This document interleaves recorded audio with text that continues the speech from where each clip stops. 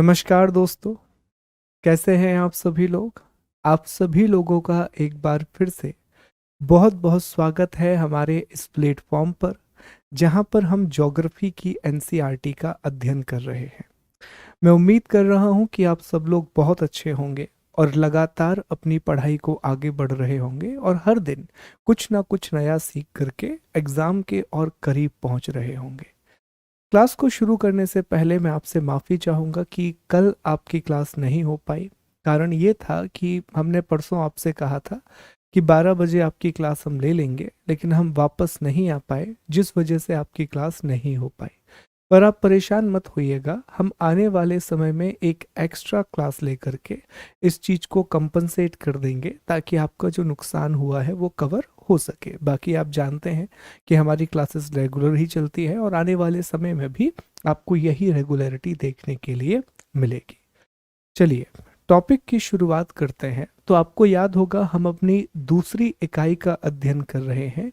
हम second unit को study कर रहे हैं और इस दूसरी इकाई में हमने तीसरे अध्याय को पढ़ना शुरू किया था। हमने थर्ड चैप्टर को स्टडी करना शुरू किया था और तीसरे अध्याय का नाम है पृथ्वी की उत्पत्ति एवं विकास, origin and evolution of the earth. हम ये भी जानते हैं कि ये 11वीं क्लास की जो एनसीईआरटी है उसका दूसरा अध्याय है, उसका सेकंड चैप्टर है।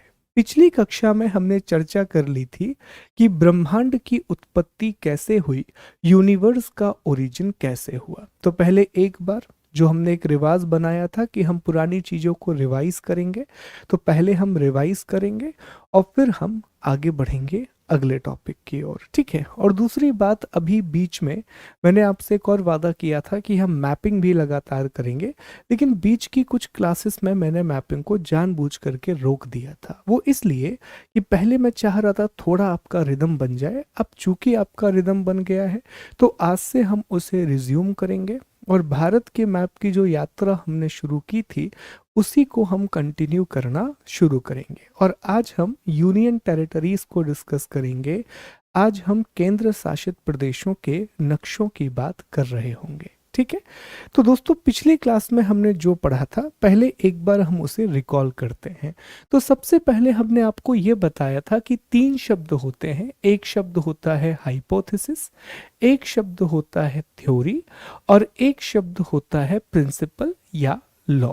इन तीनों में बेसिक अंतर हमने समझा था कि हाइपोथेसिस किसी भी घटना का एक रेशनल गैस या एजुकेटेड गैस है। मतलब आपने कोई घटना देखी और आपने उसके बारे में तार्किक अनुमान लगाया कि साहब पृथ्वी के घूमने का फला फला कारण है। आपने अपना एक लॉजिक दे दिया। आपने कहा कि हो सकता है कि किसी पिंड की टक्कर लगी हो जिसकी वजह से पृथ्वी घूम रही। आपने ये कह दिया कि यह भी पॉसिबल है कि जब अर्थ बन रही होगी तो वो पार्टिकल ही घूम रहे होंगे। तो चूंकि वो पार्टिकल घूम रहे थे इस वजह से अर्थ घूम रही है। इसे हम हाइपोथेसिस कहते हैं। अब जब एक हाइपोथेसिस को बहुत सारे प्रमाणों का या साक्ष्यों का साथ मिलने लगता है, बहुत सारे एविडेंस का सपोर्ट मिलने लगता है और कई बार इसका परीक्षण किया जाए, कई बार इसे टेस्टिफाई किया जाए, तो इसे हम थ्योरी का नाम देते हैं, इसे हम वाद का नाम देते हैं या मत का नाम देते हैं। उदाहरण आपके सामने स्पष्ट है, द बिग बैंग थ्योरी। अब बिग बैंग थ्योरी को लेकर के हमारे पास बहुत से एविडेंस हैं। हम ये नहीं कहेंगे कि हम उसके बारे में श्योर हैं। थ्योरी के बारे में श्योर नहीं हुआ जाता, पर बहुत सारे प्रश्नों का जवाब हमें मिलने लगता है तो हम उसे थ्योरी का नाम देते हैं। और कोई भी हाइपोथेसिस या थ्योरी लॉ तब बनती है जब उसकी सार्वभौमिकता स्थापित हो जाए, जब वो यूनिवर्सल हो जाए। अर्थात जो एक लॉ बना दिया जाए वो हर एक परिस्थिति में काम करेगा। लॉ ऑफ ग्रेविटी हर जगह काम करता है। अगर मास ज्यादा होगा तो ग्रेविटेशनल फोर्स भी ज्यादा होगा। तो ये हमने तीन बेसिक अंतर समझे थे। फिर हमने चर्चा की थी द बिग बैंग थ्योरी के बारे में। पहले हमने आपको ये बताया था कि ब्रह्मांड की उत्पत्ति को लेकर के अलग अलग लोगों के अलग अलग विचार रहे हैं। जैसे हमने डिस्कस किया बिग बैंग थ्योरी, ये बेल्जियम के खगोल शास्त्री जॉर्ज लेमेंतिर के द्वारा दी गई थी। फिर वहीं हमने डिस्कस किया था एक साम्य अवस्था सिद्धांत, स्टेडी स्टेट थ्योरी, जो कि फ्रेड हॉयल के द्वारा प्रेजेंट की गई थी। इसी तरह हमने और भी अलग अलग थ्योरीज की बात की थी। हमने पल्सेटिंग यूनिवर्स थ्योरी को डिस्कस किया था, जो डॉक्टर सैंडेस के द्वारा प्रेजेंट की गई थी। ठीक है, तो अलग अलग प्रकार की थ्योरी या हाइपोथेसिस यूनिवर्स के ओरिजिन को लेकर के दी गई। पर फिलहाल जो सबसे एक्सेप्टेड थ्योरी थी वो थी बिग बैंग थ्योरी। इसके बारे में हमने पढ़ा था कि ये बेल्जियम के एक प्रीस्ट और एस्ट्रोनॉमर जॉर्ज लेमेंटियर के द्वारा पेश की गई थी। हमने ये भी यहाँ पर डिस्कस किया था कि इस थ्योरी में कहा गया कि 13.7 बिलियन ईयर अगो जितना भी यूनिवर्स हम देखते हैं वो एक छोटे से पार्टिकल में था, जिसे सिंगुलैरिटी कहा गया, जिसे विलक्षणता कहा गया। इसमें बहुत बड़ा विस्फोट हुआ। विस्फोट होने के बाद इससे बहुत सारी एनर्जी निकली। वही एनर्जी मैटर में कन्वर्ट हो गई। सबसे पहले सब एटॉमिक पार्टिकल बने, जिसमें ग्लूऑन्स का नाम आता है, क्वार्क का नाम आता है, लेप्टॉन का नाम आता है। आगे जाकर के प्रोटॉन और न्यूट्रॉन बने, हाइड्रोजन और हीलियम गैसें बनी। फिर 3 लाख साल के बाद ब्रह्मांड जो है वो विजिबल हुआ। फाइनली जो ब्रह्मांड है वो दृश्यमान हो गया। और लगभग 5 अरब साल पहले 5 बिलियन ईयर अगो हमारे सूर्य का निर्माण हुआ, और लगभग 4.5 अरब साल पहले हमारी पृथ्वी का निर्माण हुआ, अर्थ का ओरिजिन हुआ। हमने ये भी समझा था कि बिग बैंग को लेकर के बहुत सारे साक्ष्य दिए गए, जिसमें सबसे बड़ा योगदान है अमेरिका के वैज्ञानिक एडविन हबल का।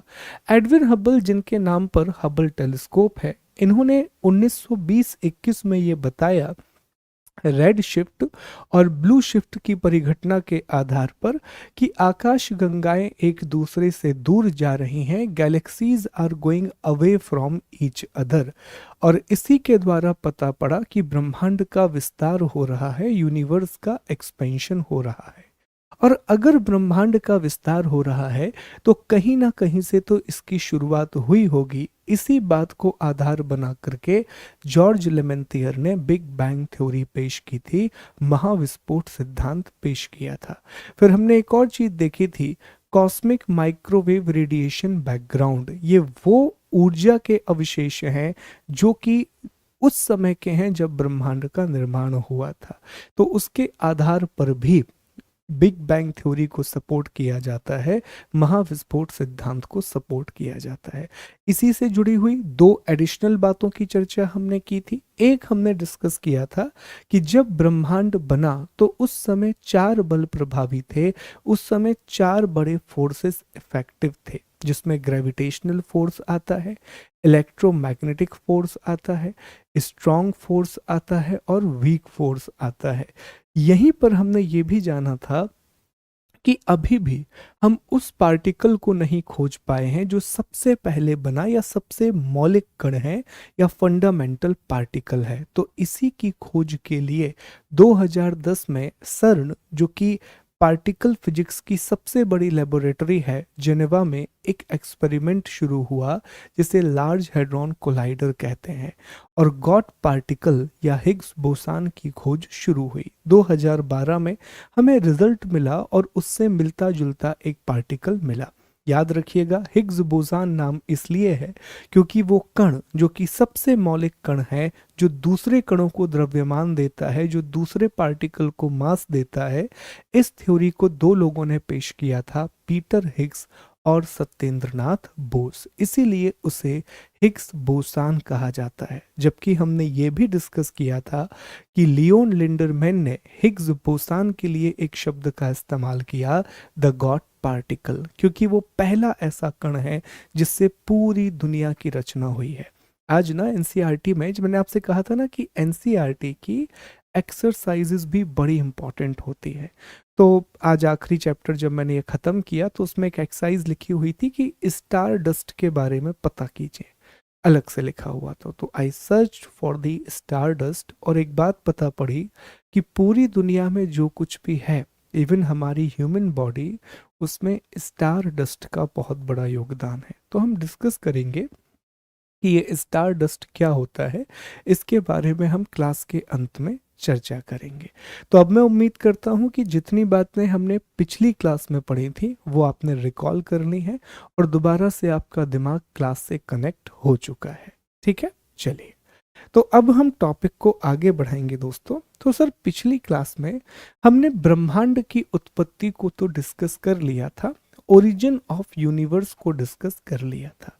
अब हमें ये चर्चा करनी है कि तारे, ग्रह और पृथ्वी, इनका निर्माण कैसे हुआ, स्टार, प्लैनेट और अर्थ, इनका फॉर्मेशन कैसे हुआ। अब देखिए, अगर हमने ग्रहों के निर्माण की प्रक्रिया को देख लिया, अगर हमने प्लैनेट के फॉर्मेशन की प्रोसेस को देख लिया, तो इसका मतलब हमने पृथ्वी के निर्माण को भी देख लिया। तो इन तीन टॉपिक को हम एक साथ पढ़ेंगे ताकि हमें जो चीज़ें लिंक हैं वो अच्छे से समझ में आ सकें, सारी चीज़ें बड़े स्पष्ट तरीके से क्लियर हो सके। पर उससे पहले एक छोटी सी जानकारी मुझे आपको देना है which is very much important, फिर हम आगे बढ़ेंगे। देखिए, हमने पिछली क्लास में या जब हम छठवीं क्लास की एनसीईआरटी पढ़ रहे थे तो वहाँ हमने प्रकाश वर्ष के बारे में पढ़ा था, वहाँ हमने लाइट ईयर के बारे में पढ़ा था। अब ज़रूरत है कि हम उस इंफॉर्मेशन को थोड़ा और इन्हांस करें और कुछ नई बातें हम लाइट ईयर के बारे में जानें। तो हमने क्या पढ़ा था पिछली बार में, एक बार में क्विकली आपको रिवाइज कराता हूँ। तो हमने लाइट ईयर के बारे में जो बातें पढ़ी थी उसी में हम कुछ बातें ऐड करेंगे। तो प्रकाश वर्ष के बारे में हमने पढ़ा कि यह एक दूरी का मापक है, यह डिस्टेंस को मेजर करने की एक यूनिट है। ठीक है, दूसरी बात आप जानते हैं कि एक प्रकाश वर्ष का मान कितना होता है, 9.46 इंटू 10⁻15 मीटर, ये भी आपको पता है। तीसरी बात अब जो यहां से हम ऐड करेंगे कि स्पीड ऑफ लाइट, प्रकाश की गति कितनी होती है, तो याद रखेंगे दोस्तों, प्रकाश की गति होती है 3 लाख किलोमीटर प्रति सेकंड, ये प्रकाश की गति होती है। अब आप इमेजिन कीजिए कि कितनी भयंकर स्पीड है, एक सेकंड में प्रकाश 3 लाख किलोमीटर चलता है, 3 लाख किलोमीटर, इतनी भयानक भयंकर स्पीड होती है लाइट की। अब यहीं से ना दोस्तों दो इंटरेस्टिंग सवाल बनने लगे हैं एग्जाम में। पिछले बार हमने ये डिस्कस किया था कि अर्थ और मून, इनके बीच का डिफरेंस कितना है, तो हमने जाना था कि सर लगभग 3,84,000 किलोमीटर का डिफरेंस है, इतना अंतर है। हमने ये भी डिस्कस किया था कि अर्थ और सन, इनके बीच में कितना डिस्टेंस है, तो ऑलमोस्ट 149.7 मिलियन किलोमीटर, याद आ रहा होगा आपको, हमने छठवीं कक्षा की एनसीईआरटी में ये डिस्कस किया था। अब सवाल ये आने लग रहे हैं कि सर ये दूरी तो किलोमीटर में है, लेकिन अगर इसी दूरी को हम प्रकाश वर्ष में तोड़ें तो ये कितनी निकल करके आएगी। लाइट ईयर के हिसाब से अर्थ और सन के बीच में कितना डिस्टेंस होगा और लाइट ईयर के हिसाब से मून और अर्थ के बीच में कितना डिस्टेंस होगा। तो याद करो, हमने डिस्कस किया था कि सूर्य की किरणें पृथ्वी पर लगभग 8 मिनट 20 सेकंड में पहुंचती हैं।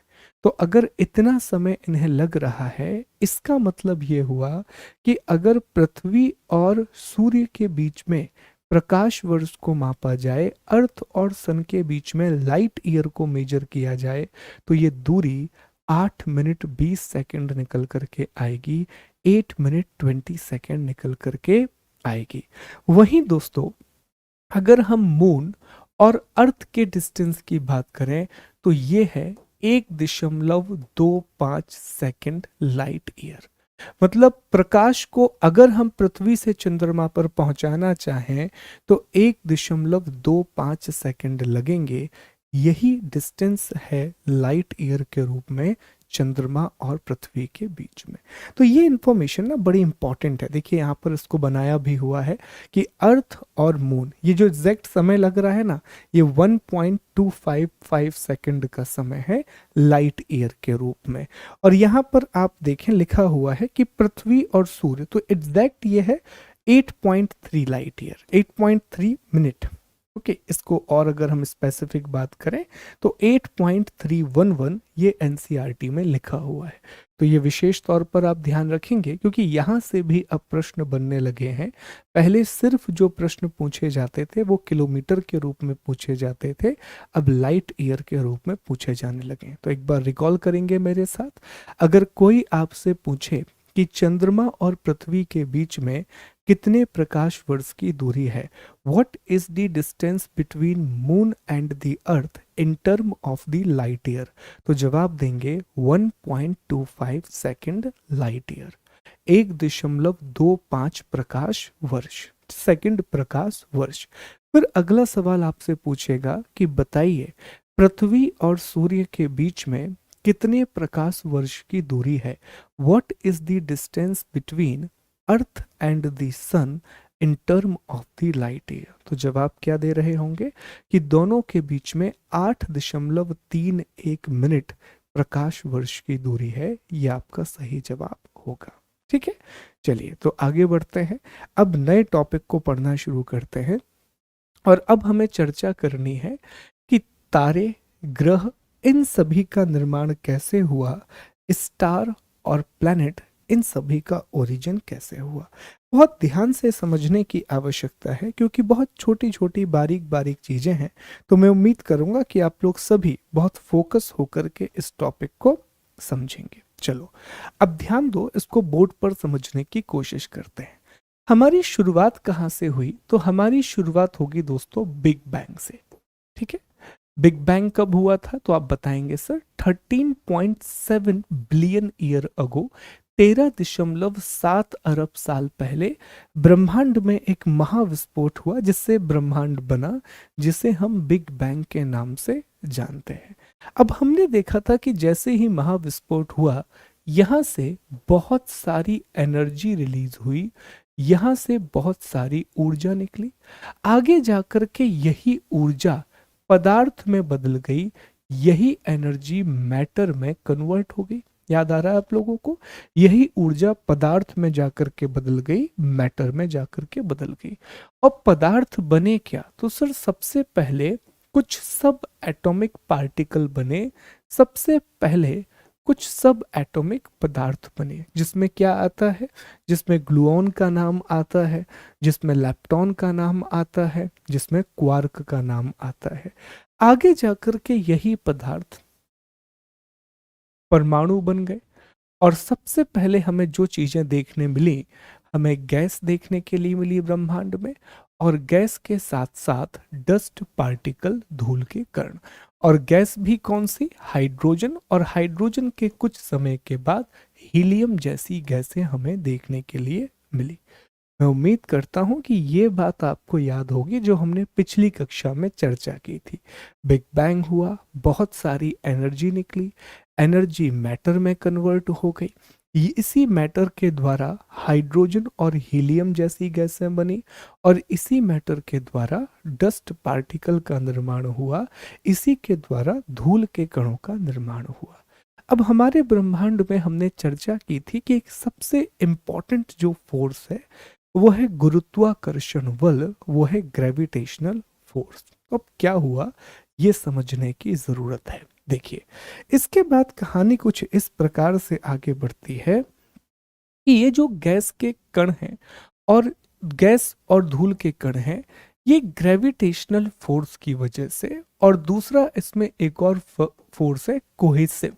ठीक है, अभी हम पढ़ेंगे इसके बारे में। फिलहाल आप इतना याद रखें कि गुरुत्वाकर्षण बल के कारण, ग्रेविटेशनल फोर्स के कारण ये धूल के कण और बादल आपस में जुड़ने लगे या फिर आपस में नजदीक आने लगे, और इन्होंने एक बादल का निर्माण किया, इन्होंने एक क्लाउड बनाया।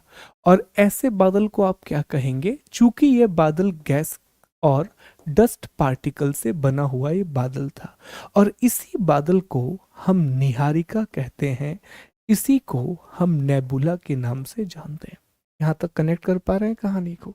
बिल्कुल स्पष्ट कहानी है। बिग बैंग हुआ, बिग बैंग से एनर्जी, एनर्जी से मैटर, मैटर से बना गैस और डस्ट पार्टिकल। ग्रेविटी की वजह से गैस और डस्ट पार्टिकल पास में आ गए और पास में आकर के उन्होंने बादलों का निर्माण किया, पास में आकर के उन्होंने क्लाउड का फॉर्मेशन किया।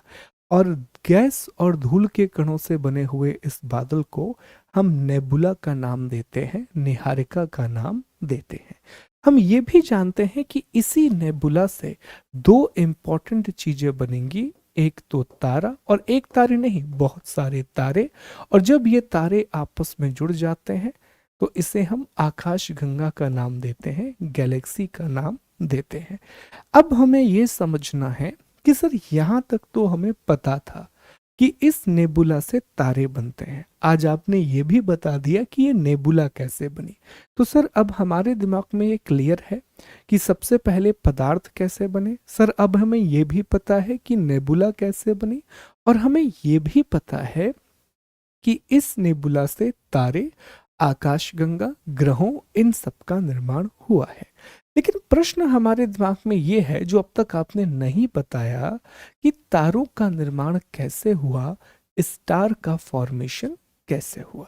चलो अब हम इस बात को डिस्कस करते हैं। अच्छा, आप 2 मिनट कंसीडर कीजिए कि जो नेबुला है ना दोस्तों, नेबुला एक पानी की बहुत बड़ी बाल्टी है, नेबुला एक बहुत बड़ी बकेट है। और इस पानी की बाल्टी से मैंने एक मग्गा पानी बाहर निकाल लिया, मैंने एक जग पानी बाहर निकाल लिया। ठीक है, अब इसको मैं इस आसान ज्योग्राफी की भाषा में समझाऊं कि इस नेबुला में जिसमें बहुत सारे गैस और बहुत सारे धूल है, इसमें से हमने एक हिस्सा बाहर निकाल लिया, मतलब एक बादल हमने यहां से बाहर निकाल दिया। ठीक है, और ये किस चीज का बादल है, तो ये गैस और डस्ट पार्टिकल से बना हुआ है। अब इसमें प्रक्रिया को हम समझते हैं कि क्या होगा और किस तरह से कहानी आगे बढ़ेगी। ध्यान देना एक एक टॉपिक पर। देखो इसमें क्या हुआ दोस्तों, जब ये बादल आया तो धीरे धीरे इस बादल में केंद्र बनना शुरू हो गया, इसमें कोर का फॉर्मेशन शुरू हो गया। कैसे? केंद्र ऐसे बना कि जितनी भी गैसें थी और डस्ट पार्टिकल थे वो एक जगह पर इकट्ठे होने लगे। अब जैसे ही बहुत सारी गैस और डस्ट पार्टिकल एक जगह पर इकट्ठे होने लगे, जो इसका केंद्र है इसका द्रव्यमान बढ़ने लगा, इसका मास लगातार बढ़ने लगा। अब आप जानते हैं जैसे ही द्रव्यमान बढ़ता है, जैसे ही मास बढ़ता है, ग्रेविटेशनल फोर्स भी बढ़ती है, गुरुत्वाकर्षण बल भी बढ़ता है। अब जैसे ही गुरुत्वाकर्षण बल बना तो और सारे पार्टिकल, बहुत सारे पार्टिकल केंद्र की ओर आने लगे, या हम ये कह सकते हैं कि केंद्र की तरफ बहुत सारे पार्टिकल की आंतरिक गति होने लगी, इनवर्ड मोशन होने लगा। अब केंद्र में और भी ज्यादा मैटर आ रहा है, अब कोर में और भी ज्यादा पदार्थ आ रहे हैं। फिर आगे जाकर के देखा कि इसी केंद्र में गति भी शुरू हो गई और ये घूमना शुरू कर दिया। अब आप समझना इस बात को, इसका मास लगातार बढ़ गया और अब ये घूमना चालू कर दिया। तो जैसे ही ये घूमना चालू किया और भी ज्यादा पदार्थ इसमें आने लगे, और भी ज्यादा मैटर इसके पास आने लगा। एक समय इतनी बड़ी मात्रा में पदार्थ यहाँ पर इकट्ठे हो गए कि इसमें नाभिकीय संलयन की प्रक्रिया शुरू होगी, न्यूक्लियर फ्यूजन की प्रोसेस शुरू हो गई। और जैसे ही नाभिकीय संलयन की प्रक्रिया शुरू हुई, हाइड्रोजन अब हीलियम में कन्वर्ट होने लगा और अब इसने तारे का रूप ले लिया, अब इसने स्टार का रूप ले लिया। तो इस तरह दोस्तों तारे का निर्माण हुआ, इस तरह स्टार का फॉर्मेशन हुआ। अब एक बार ना इसको सिंपल कहानी के रूप में सुनो, बोर्ड पर तो आपने देख लिया, अब कहानी के रूप में आपको सुनाता हूँ। 2 मिनट ना चीजों को इमेजिन करना जैसे मैं आपसे बोल रहा हूँ। पहले इमेजिन करो कि एक बहुत बड़ा सा बादल है, एक बहुत बड़ा सा क्लाउड है जिसमें हाइड्रोजन गैस भरी हुई है और जिसमें बहुत सारे धूल के कण हैं। ठीक है, इस बहुत बड़े बादल का हमने एक छोटा सा हिस्सा बाहर निकाला, एक छोटे से हिस्से को बाहर निकाल लिया। ठीक है, अब हमारे पास एक बादल है। ठीक है, इसे हम निहारिका या नेबुला कह रहे हैं। अब ये जो हमने बादलों का हिस्सा निकाला है, जिसमें एक गैस यहाँ है, एक गैस यहाँ है, यहाँ डस्ट पार्टिकल है यहाँ, अब धीरे धीरे ये केंद्र में आना शुरू हो गए, धीरे धीरे ये कोर में आना शुरू हो गए। जैसे ही ये केंद्र में आना शुरू हुए, केंद्र का द्रव्यमान बढ़ने लगा, कोर का मास बढ़ने लगा। अब जैसे ही कोर का मास बढ़ेगा, अल्टीमेटली ग्रेविटी भी बढ़ने लगी, गुरुत्वाकर्षण बल भी बढ़ने लगा। अब जैसे ग्रेविटी बनी तो और भी कण इसके पास आने लगे, और भी पार्टिकल इसके पास आने लगे। तो जैसे जैसे पार्टिकल आते जाएंगे, द्रव्यमान बढ़ता जाएगा, गुरुत्वाकर्षण बढ़ता जाएगा। एक समय ऐसा आया कि इसमें किसी घटना की वजह से, किसी फिनोमिना की वजह से गति भी शुरू हो गई और इसने गोल गोल घूमना शुरू कर दिया। अब आप ऐसे समझो कि इसमें द्रव्यमान बहुत है, इसमें ग्रेविटी बहुत है, और अब इसने गोल गोल गोल घूमना शुरू कर दिया। जब इसने गोल गोल घूमना शुरू किया, और भी ज्यादा पार्टिकल इसकी ओर आने लगे। एक समय पर इसका द्रव्यमान इतना ज्यादा हो गया, इसका मास इतना ज्यादा हो गया कि इसमें नाभिकीय संलयन की प्रक्रिया शुरू हो गई।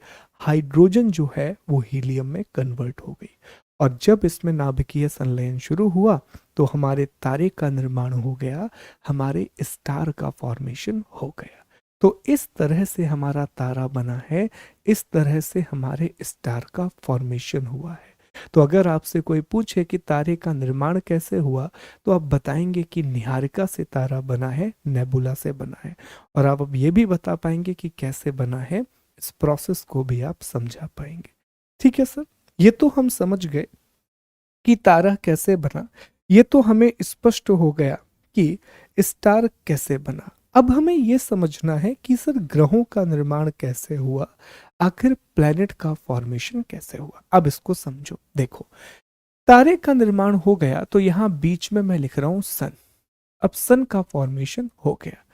अब सन एक बहुत बड़ी बॉडी है, तो सन ने बहुत सारे पदार्थों को अपनी तरफ तो खींच लिया था, लेकिन जितने भी पार्टिकल बचे हुए थे ना, वो इसके चारों ओर घूमने लगे, कुछ इस तरह, जैसे एक डिस्क होती है ना, डिस्क की तरह वो इसके चारों ओर घूमने लगे। और ये इनमें क्या है, इन पदार्थों में क्या है, तो सर इनमें गैसें हैं और इसमें बहुत सारे डस्ट पार्टिकल हैं। तो सूरज जब बन रहा था तो बहुत सारे पदार्थ तो अब सूरज में आ चुके हैं। मतलब ये समझो कि इस बादल का 99.8% जो हिस्सा है वो अब किस में आ गया है, सन में।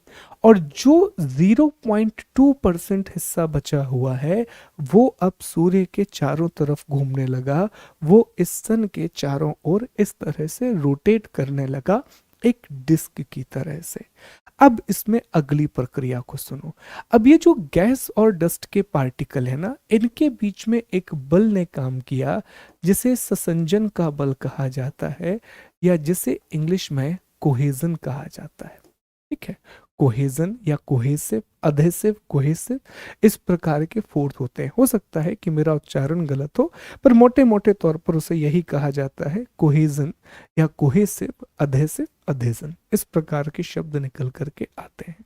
अब ये जो दो फोर्स होते हैं, ससंजन या कोहेजन का मतलब होता है जब दो एक जैसी चीजें आपस में जुड़ जाती हैं तो इसे कोहेसिव कहा जाता है, और जब दो अलग अलग चीजें जुड़ती हैं तो उसे अधेसिव कहा जाता है। एग्जाम्पल के लिए, जैसे मान लीजिए कि मेरे पास ना ये दो पेन है, तो पेन एक जैसी चीजें हैं, तो अगर ये आपस में जुड़ेंगी तो ये कोहेजन कहलाएगा। लेकिन अगर मुझे इस पेन को इस चश्मे के डिब्बे के साथ जोड़ना है तो ये अधेसिव कहलाएगा, ये अधेजन कहलाएगा। ठीक है, तो यहां पर भी कोहेजन की प्रोसेस शुरू हुई, और उस वजह से क्या हो गया दोस्तों, जो एक जैसी चीजें थी, जैसे गैस गैस आपस में जुड़ गई, और जो डस्ट पार्टिकल थे वो डस्ट पार्टिकल से डस्ट पार्टिकल जुड़ गए। तो जब ये होने लगा तो इससे छोटे छोटे पिंडों का निर्माण होने लगा, छोटी छोटी सेलेस्टियल बॉडी बनने लगी, और इन्हीं छोटे छोटे पिंडों को ग्रहाणु कहा जाता है, इन्हीं को प्लेनेस्टिमल कहा जाता है। ये शब्द आप लोगों ने जब आप एडवांस क्लासेस पढ़ेंगे यूपीएससी के लिए ज्योग्राफी की, तो वहाँ इस शब्द का इस्तेमाल होगा, प्लेनेस्टिमल हाइपोथेसिस या ग्रहाणु परिकल्पना। तो ग्रहाणु का अर्थ ये है, सूर्य के चारों ओर जो गैस और डस्ट पार्टिकल घूम रहे थे, जब ये आपस में जुड़ करके इन्होंने छोटे छोटे पिंड बना लिए, इन्हीं छोटे पिंडों को ग्रहाणु कहा जाता है, इन्हीं छोटे पिंडों को प्लेनेस्टिमल कहा जाता है। आगे जाकर के दोस्तों यही ग्रहाणु, यही प्लेनेस्टिमल आपस में जुड़ गए, जिसका कारण गुरुत्वाकर्षण बल और कोलिजन था। ये आपस में टकराए तो भी पिंड एक दूसरे से जुड़े और ग्रेविटी की वजह से ये आपस में जुड़ गए। तो ये जो छोटे छोटे पिंड जिन्हें ग्रहाणु कहा जा रहा है, जिन्हें प्लेनेस्टिमल कहा जा रहा है, यही बाद में जुड़ करके ग्रहों का निर्माण किया। इन्होंने बाद में जुड़ करके प्लैनेट का फॉर्मेशन किया। अब देखिए, जब भी कोई चीज आप होती है ना, अर्थ में कोई भी चीज होती है, तो पहले भारी चीजें आपस में जुड़ती हैं, फिर हल्की चीजें आपस में जुड़ती हैं। तो सबसे पहले आप देखेंगे कि शुरुआत में जितने भी रॉकी प्लैनेट थे वो रॉकी प्लैनेट कहलाए। इसके बाद गैस जाइंट देखने के लिए मिले और फिर हमें आइस जाइंट देखने के लिए मिले। क्योंकि दोस्तों सूर्य के पास में सिर्फ रॉक ही रह सकती थी और फिर सूर्य के दूर गैस और उसके बाद जल रह सकता था। यही प्रक्रिया होती है दोस्तों, ठीक है। सबसे पहले जल होता है, फिर वो क्या बनेगा, अल्टीमेटली गैस बनेगा। तो सूर्य के पास सबसे पास रॉकी प्लैनेट बने, जिन्हें हम टेरेस्ट्रियल प्लैनेट के नाम से जानते हैं। इसके बाद गैसीय ग्रह बने और इसके बाद फिर दोस्तों आइस जाइंट का निर्माण हुआ। इसके बाद बर्फीले ग्रहों का निर्माण हुआ। तो ये जो छोटे छोटे ग्रहाणु थे, उन्होंने 8 बड़े ग्रहों का निर्माण किया, 8 बड़े प्लैनेट का फॉर्मेशन किया, बहुत सारे बौने ग्रहों का निर्माण किया, बहुत सारे क्षुद्र ग्रहों को बनाया, बहुत सारे कॉमेट बने और बहुत सारे उल्का पिंडों का निर्माण हुआ।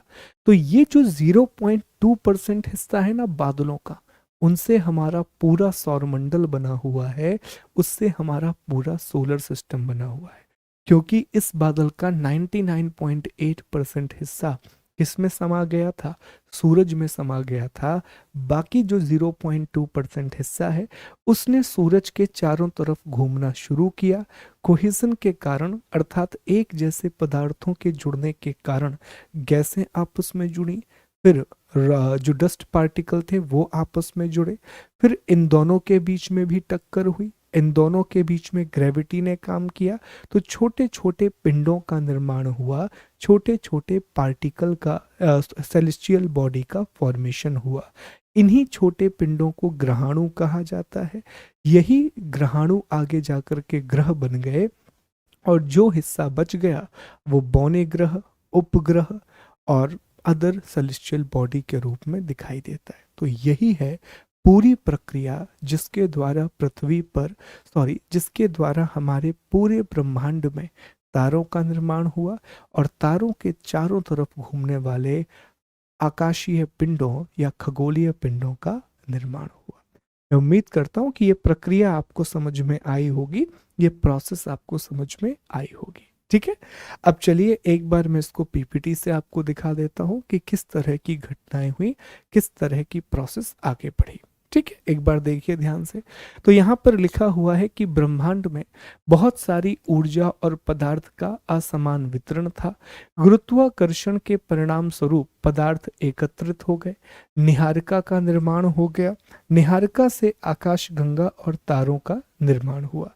तारे लगभग 5 से 6 अरब साल पहले बने हैं और हमारे सूरज की जो आयु है वो लगभग 5 अरब साल है और पृथ्वी की जो आयु है वो लगभग 4.5 अरब साल है, 4.5 बिलियन ईयर है, ठीक है। इसके बाद अगर हम देखें आगे जो कहानी हमने आपको सुनाई थी, तो ये पूरी कहानी है, अब इसको समझने की कोशिश करना, ठीक है। एक बार मैं आपको दिखाता हूँ ये वाली पिक्चर। अब इस पिक्चर में समझने की कोशिश करना, ये जो आप देख रहे हैं ना गैस क्लाउड, ये किसका हिस्सा है, ये एक नेबुला का हिस्सा है। अब इसमें क्या हुआ, इसके केंद्र में बहुत सारी चीजें आना शुरू हो गई। अब जैसे ही केंद्र में चीजें आई तो और भी चीजें इसके पास आने लगेंगी। तो यहाँ पर फिर क्या शुरू हो गया, यहाँ पर नाभिकीय संलयन शुरू हो गया, जिससे सन का फॉर्मेशन हुआ।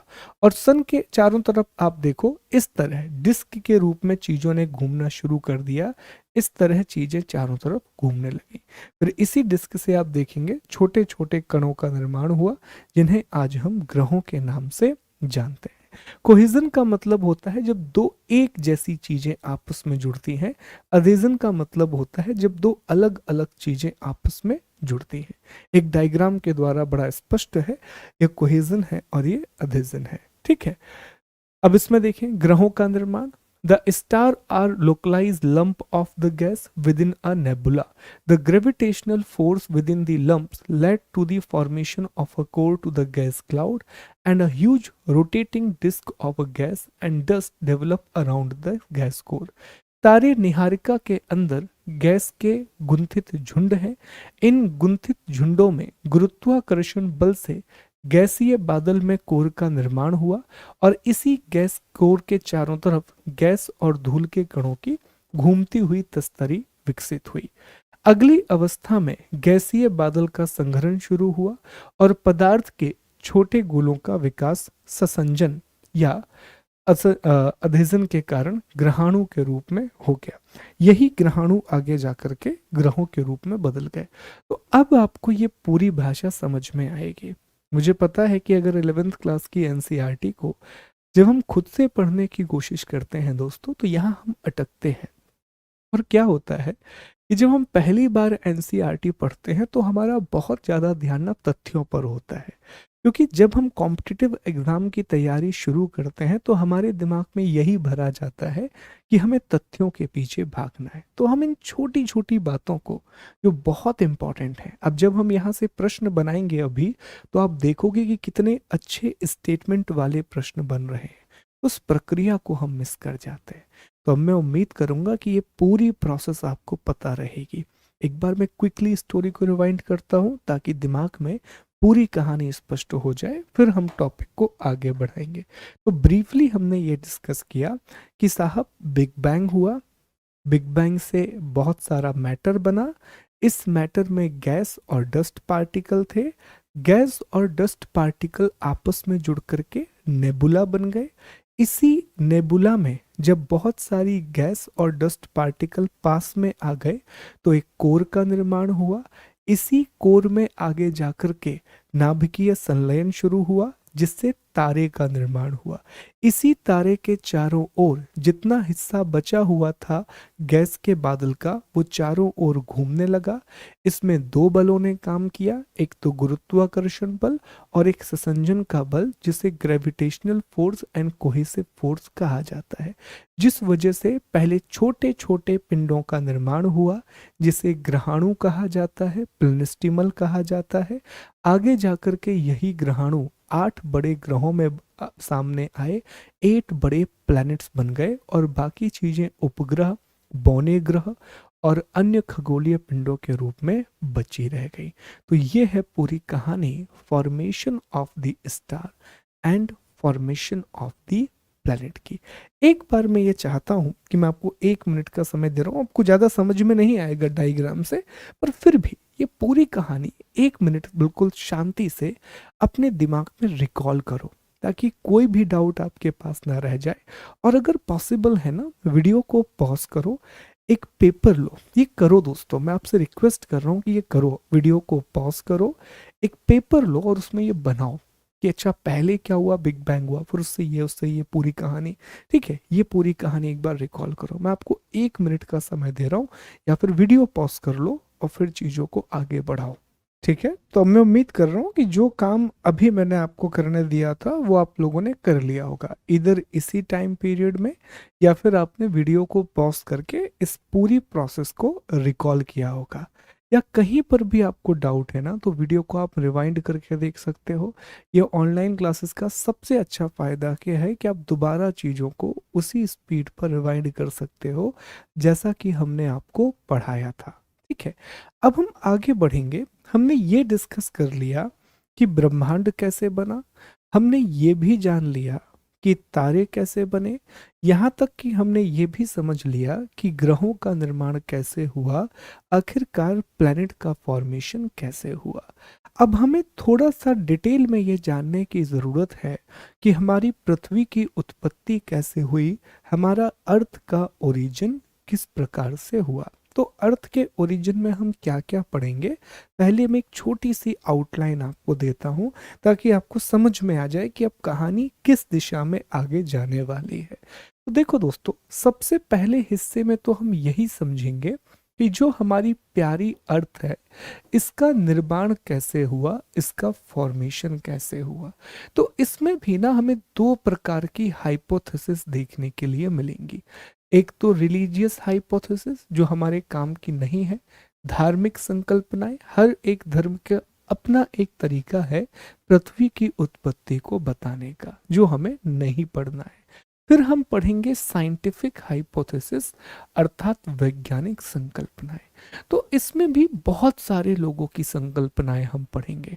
हम जानेंगे एम्यूनल कांट की फिलॉसफी को, हम लाप्लास की हाइपोथेसिस को भी पढ़ेंगे, और हम ऑटो शिमिड के हाइपोथेसिस को पढ़ेंगे। लेकिन हम जानते हैं कि सबसे ज्यादा एक्सेप्टेड फिलॉसफी कौन सी है या हाइपोथेसिस कौन सी है, तो वो है बिग बैंग। और बिग बैंग की चर्चा हमने कर ली, हमने आपको ये भी बता दिया कि बिग बैंग के हिसाब से अर्थ कैसे बनी, हमने अभी अभी डिस्कस किया। लेकिन इन तीनों के बारे में भी हमें पता होना चाहिए कि इमैनुअल कांट ने क्या कहा था, साइमन लाप्लास ने क्या कहा था, और रशिया के वैज्ञानिक ऑटो शिमिड ने पृथ्वी की उत्पत्ति के बारे में क्या कहा। यहाँ से वस्तुनिष्ठ प्रश्न निकल करके आते हैं, यहाँ से एमसीक्यू क्वेश्चन आ जाते हैं। जैसे ब्रह्मांड में हमने डिस्कस किया था और कहा था कि एमसीक्यू बनेगा, एक तरफ वो संकल्पना के नाम लिखेगा और एक तरफ वो वैज्ञानिकों के नाम लिखेगा। ठीक ऐसा ही पृथ्वी के बारे में भी है, एक तरफ वो संकल्पना लिखेगा और एक तरफ वो वैज्ञानिकों के नाम लिखेगा। जब हम पृथ्वी की उत्पत्ति को जान लेंगे तब हम पृथ्वी की डिटेलिंग करेंगे। अर्थ की डिटेलिंग में तीन चीजें हमारे सामने निकल करके आएंगी या तीन मंडल हमारे सामने निकल करके आएंगे। पहले हिस्से में हमें यह जानना होगा कि हमारी पृथ्वी पर स्थल मंडल का निर्माण कैसे हुआ, लिथोस्फीयर का निर्माण कैसे हुआ। स्थल मंडल का मतलब है स्थलीय भाग, लिथोस्फीयर का मतलब है जितना भी हम सॉलिड लैंड मास देखते हैं उसे हम स्थल मंडल का नाम देते हैं, जिसमें महाद्वीप आते हैं, जिसमें द्वीप भी आते हैं। इन सब का निर्माण कैसे हुआ। फिर हमें यह समझना होगा कि हमारे अर्थ के चारों तरफ एटमॉस्फेयर कैसे बना, वायुमंडल कैसे बना। जब हम ये जान लेंगे फिर हमें ये भी जानना है कि अर्थ में हाइड्रोस्फीयर अर्थात जल मंडल का निर्माण कैसे हुआ। और हमें एक चीज और पता होनी चाहिए दोस्तों कि जब ये तीनों आपस में मिलते हैं ना, लिथोस्फीयर, एटमॉस्फेयर और हाइड्रोस्फीयर, तब उत्पत्ति होती है जीवन की, जिसे बायोस्फीयर या जैव मंडल कहा जाता है।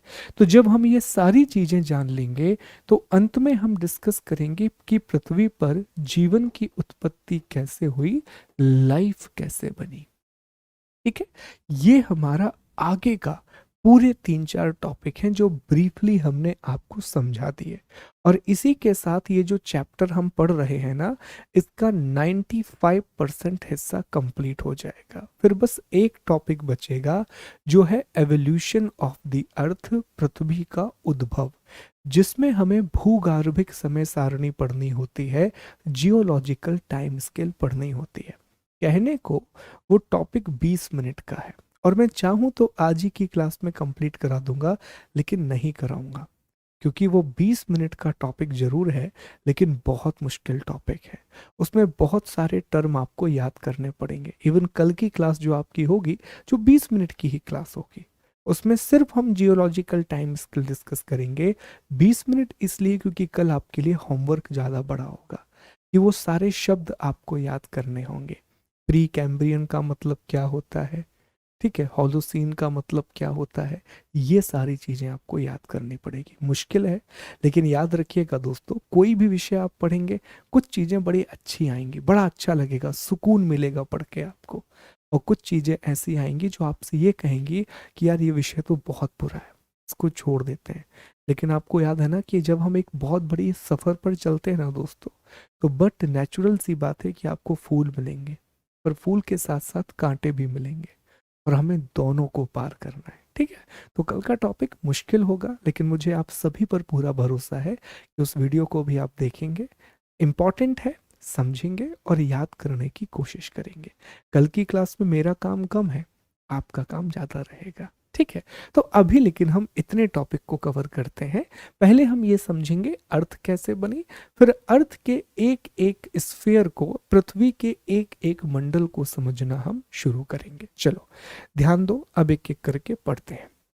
तो पृथ्वी के उद्भव को लेकर के भी दो प्रकार की संकल्पनाएं हैं, एक धार्मिक संकल्पनाएं और दूसरी वैज्ञानिक संकल्पनाएं, रिलीजियस हाइपोथेसिस और scientific hypothesis. Again, religious hypothesis हमारे काम की नहीं है, धार्मिक संकल्पनाएं हमारे काम की नहीं है। वैज्ञानिक संकल्पनाओं में अभी चूंकि ये एनसीईआरटी में इतना ही दिया हुआ है, लेकिन जब आप डिटेल में पढ़ते हैं ना तो इसे दो भागों में बांट देते हैं। कुछ संकल्पनाएं ऐसी हैं जो ये कहती हैं कि पृथ्वी का निर्माण एक तारे की वजह से हुआ है, कुछ संकल्पनाएं ऐसी हैं जो कहती हैं कि पृथ्वी का निर्माण दो या दो से ज्यादा तारों की वजह से हुआ है। तो आगे जाकर के आप देखोगे कि इन्हें एक तारक संकल्पना और द्वय तारक संकल्पना में बांटा जाएगा, मोनिस्टिक और डुअलिस्टिक हाइपोथेसिस में बांटा जाएगा, पर अभी हमें उसकी चर्चा नहीं करनी है। फिलहाल वैज्ञानिक संकल्पनाओं में चार संकल्पनाएं इंपॉर्टेंट है, फोर हाइपोथेसिस इंपॉर्टेंट है। सबसे पहले एमेनुअल कांट। एमेनुअल कांट ने 1755 में वायव्य राशि परिकल्पना को प्रस्तुत किया, गैसियस हाइपोथेसिस को पेश किया। इसके बाद आते हैं फ्रांस के साइमन लाप्लास, इन्होंने निहारिका परिकल्पना को पेश किया, नेबुलर हाइपोथेसिस को पेश किया। और फिर आते हैं रशिया के ऑटो शिमिड, जिन्होंने अंतर तारक धूर परिकल्पना, इंटरस्टेलर डस्ट हाइपोथेसिस को प्रेजेंट किया। और चौथी परिकल्पना कौन सी है, द बिग बैंग थ्योरी, जो कि अब हाइपोथेसिस से एक थ्योरी बन चुकी है। और बिग बैंग थ्योरी के हिसाब से अर्थ कैसे बनी, ये हमने अभी अभी देखा। हमने ये भी देखा कि सूरज कैसे बना और अर्थ कैसे बनी, हमने वो भी डिस्कस कर लिया, तो उसे हम समझ चुके हैं। इन तीन की छोटी छोटी चर्चा हमें करनी है, डिटेल में नहीं दिया गया है, तो हम भी उतना पढ़ेंगे जितना यहाँ पर जरूरी है। अब एक एक करके समझो। सबसे पहले हम बात करते हैं वायव्य राशि परिकल्पना के बारे में, अर्थात अच्छा पहले एक चीज और समझ लो, नहीं तो कुछ भी समझ नहीं आएगा आपको। दो शब्द आप समझ लो पहले। एक शब्द है सेंट्रीफ्यूगल फोर्स, जिसे कहा जाता है हिंदी में अभी तारी बल, और एक है दोस्तों सेंट्रीपिटल फोर्स, जिसे कहा जाता है अभिकेंद्रीय बल। ठीक है, हिंदी में भी है, ये देखिए, सॉरी वो अपकेंद्र बल था, अपकेंद्रीय बल, और एक है अभिकेंद्रीय बल, अब सारी बोल दिया था मैंने। ये है दोस्तों अपकेंद्रीय बल, ओके, ये है अपकेंद्रीय बल अर्थात सेंट्रीफ्यूगल फोर्स, और ये जो अंदर की ओर लगता है सेंट्रीफ्यूगल फोर्स, इसे कहा जाता है अभिकेंद्रीय बल। ओके, ये दो बल समझना जरूरी है, अदरवाइज हमें चीजें समझ नहीं आएंगी। देखिए, सेंट्रीफ्यूगल फोर्स जब भी कोई चीज घूमती है तो बाहर की ओर लगने वाला बल है, जबकि सेंट्रीपिटल फोर्स जब भी कोई चीज घूमती है तो वो अंदर की ओर लगने वाला एक बल है। अब जैसा हमने आपको बताया था कि हमारी विज्ञान बहुत अच्छी नहीं है, तो जितनी बेसिक जानकारी है उसके हिसाब से मैं आपको बताऊंगा कि जब भी कोई चीज आप ऐसे ऐसे ऐसे ऐसे घुमाओगे तो उसमें दो बल लगेंगे। एक जो से सेंटर की ओर खींच करके रखेगा, इसे हम सेंट्रीपिटल फोर्स कहेंगे, और एक जो बाहर की ओर ढकेल रहा होगा उसे हम सेंट्रीफ्यूगल फोर्स कहेंगे, उसे हम अपकेंद्रीय बल कहेंगे। तो सीधी सी बात हमें क्या पता पड़ी कि सर जब कोई भी चीज तेजी से घूमती है तो उसमें दो प्रकार के बल लगते हैं। एक जो से अंदर की ओर खींचता है उसे हम सेंट्रीपिटल फोर्स कहते हैं, और एक जो से बाहर की ओर भेजता है उसे हम सेंट्रीफ्यूगल फोर्स कहते हैं। जो अंदर की ओर खींचेगा वो अभिकेंद्रीय बल होगा, जो बाहर की ओर ले जाएगा वो अपकेंद्रीय बल होगा। ठीक है, अब ये शब्द क्लियर है तो अब आपको समझ में आएगा कि ये पूरी परिकल्पनाएं क्या है। तो देखिए, सबसे पहले एक हाइपोथेसिस है, गैसियस हाइपोथेसिस या वायव्य राशि परिकल्पना। ये किसने प्रेजेंट की? एम्यूनल कांट ने प्रेजेंट की। इस हाइपोथेसिस में उन्होंने कहा कि बेसिकली एक बहुत बड़ी निहारिका है, एक बहुत बड़ी नेबुला है। इस नेबुला से 9 अलग अलग प्रकार के छल्ले बाहर निकले और उन्हीं से ग्रहों का निर्माण हुआ। क्या बात कही, एक बार समझते हैं इसको। उन्होंने कहा कि केंद्र प्रसारित बल के कारण एक निहारिका से 9 छल्ले अलग हुए जिनके शीतलन से सौर मंडल के विभिन्न ग्रहों का निर्माण हुआ। इसी को कहा जाता है गैसियस हाइपोथेसिस। इनके हिसाब से गैस का जो बादल था, ये बादल बहुत तेजी से घूम रहा था। क्या कहा, इसको समझने की कोशिश कीजिए। कांट साहब ये कह रहे हैं कि जो नेबुला, अब नेबुला का मतलब आपको पता है, गैस और धूल के कणों का एक समूह, एक ऐसा ग्रुप है या ऐसा क्लाउड है जिसमें बहुत सारी गैसेस और डस्ट पार्टिकल हैं। तो उन्होंने कहा कि वो नेबुला बहुत तेजी से ऐसे ऐसे ऐसे से घूम रहा था, और जब नेबुला बहुत तेजी से घूमता गया तो अप केंद्रीय बल की वजह से, अर्थात सेंट्रीफ्यूगल फोर्स जो चीजों को बाहर की ओर भेजता है, तो अप केंद्रीय बल सेंट्रीफ्यूगल फोर्स की वजह से उस बादलों के समूह से 9 छल्ले बाहर आ गए। ठीक है, कितने छल्ले बाहर आ गए? 9 छल्ले यहां से बाहर आ गए, और जो ठंडे हो गए और ठंडे होकर के इन्होंने ग्रहों का रूप ले लिया, इन्होंने प्लैनेट का रूप ले लिया। ये बात कांट साहब ने कही थी ग्रहों के निर्माण के संबंध में, प्लैनेट के फॉर्मेशन के संदर्भ में। हम जानते हैं कि ऐसा नहीं हुआ, कहानी थोड़ी अलग है। कहानी यह है कि नेबुला से पहले सन बनेगा, फिर सन के चारों तरफ जो डस्ट पार्टिकल रहेंगे वो आपस में जुड़ेंगे और वो प्लैनेट और सैटेलाइट और दूसरे सेलेस्टियल बॉडी का फॉर्मेशन करेंगे। पर यह बात किसने कही थी? एम्यूनल कांट ने कही थी। एम्यूनल कांट की इसी बात में थोड़ा सा सुधार किया साइमन लाप्लास ने। साइमन लाप्लास ने एक थ्योरी प्रस्तुत की जिसे नेबुलर हाइपोथेसिस या निहारिका परिकल्पना कहा जाता है। इन्होंने कहा कि ऐसा ही हुआ।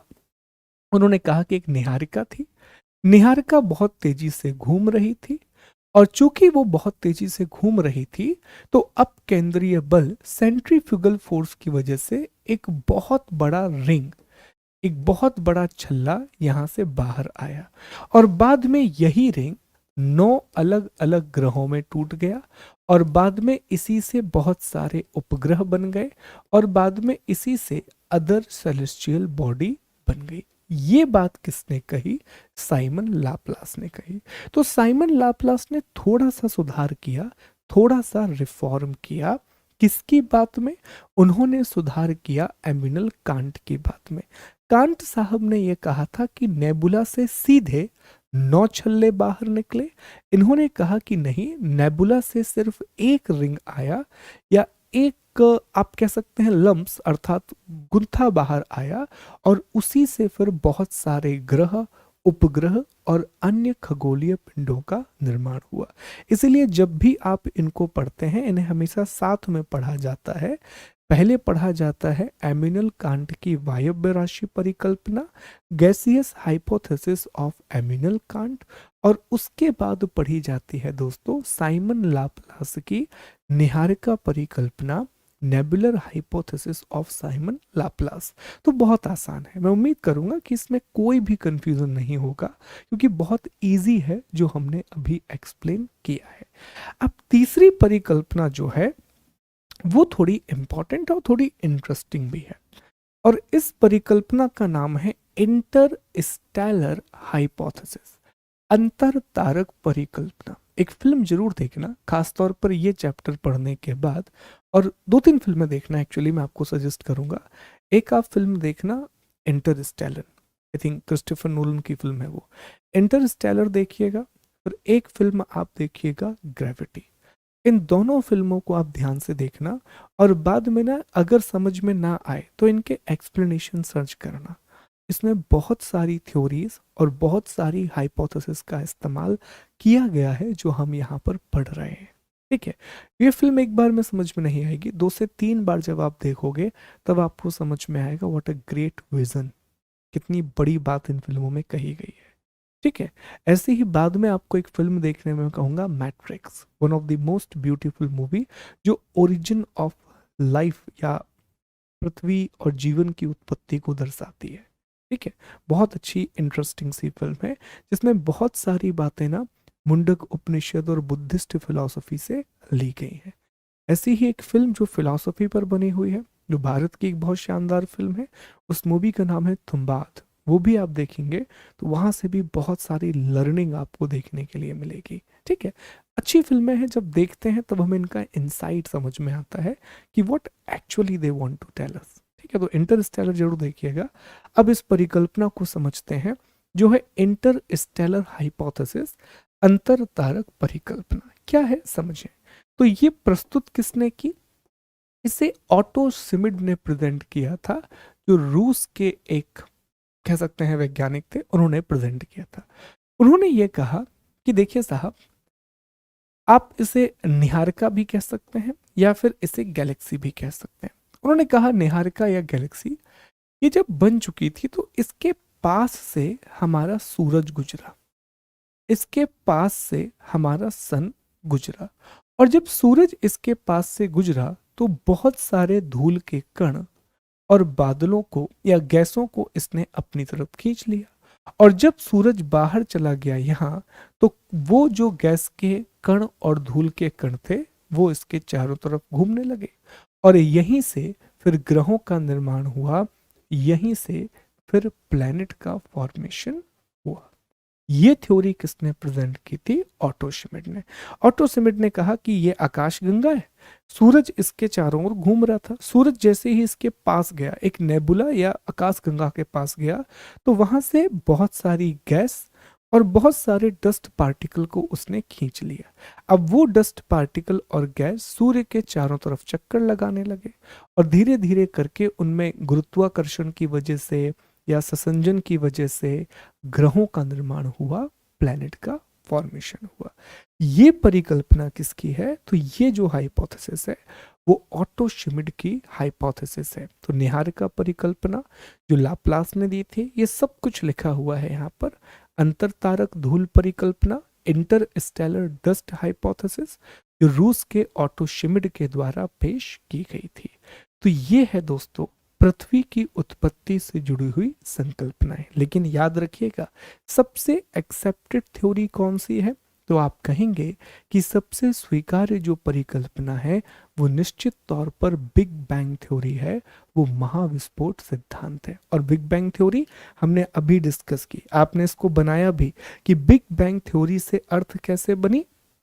तो ये डायग्राम आपको याद रखना, नेबुला, नेबुला से तारा, तारे के आसपास पार्टिकल घूमने लगे, उनके आपस में फोर्स ने काम किया और ग्रहों और अन्य पिंडों का निर्माण हुआ। अब यहीं से ये जो कहानी हमने पढ़ी थी ना, इसी कहानी को हमें डेवलप करना है, और अब हमें अगले हिस्से पर चलना है। हमने ये तो समझ लिया कि सर हमारी पृथ्वी का निर्माण कैसे हुआ, हमने ये समझ लिया कि हमारी अर्थ का फॉर्मेशन कैसे हुआ।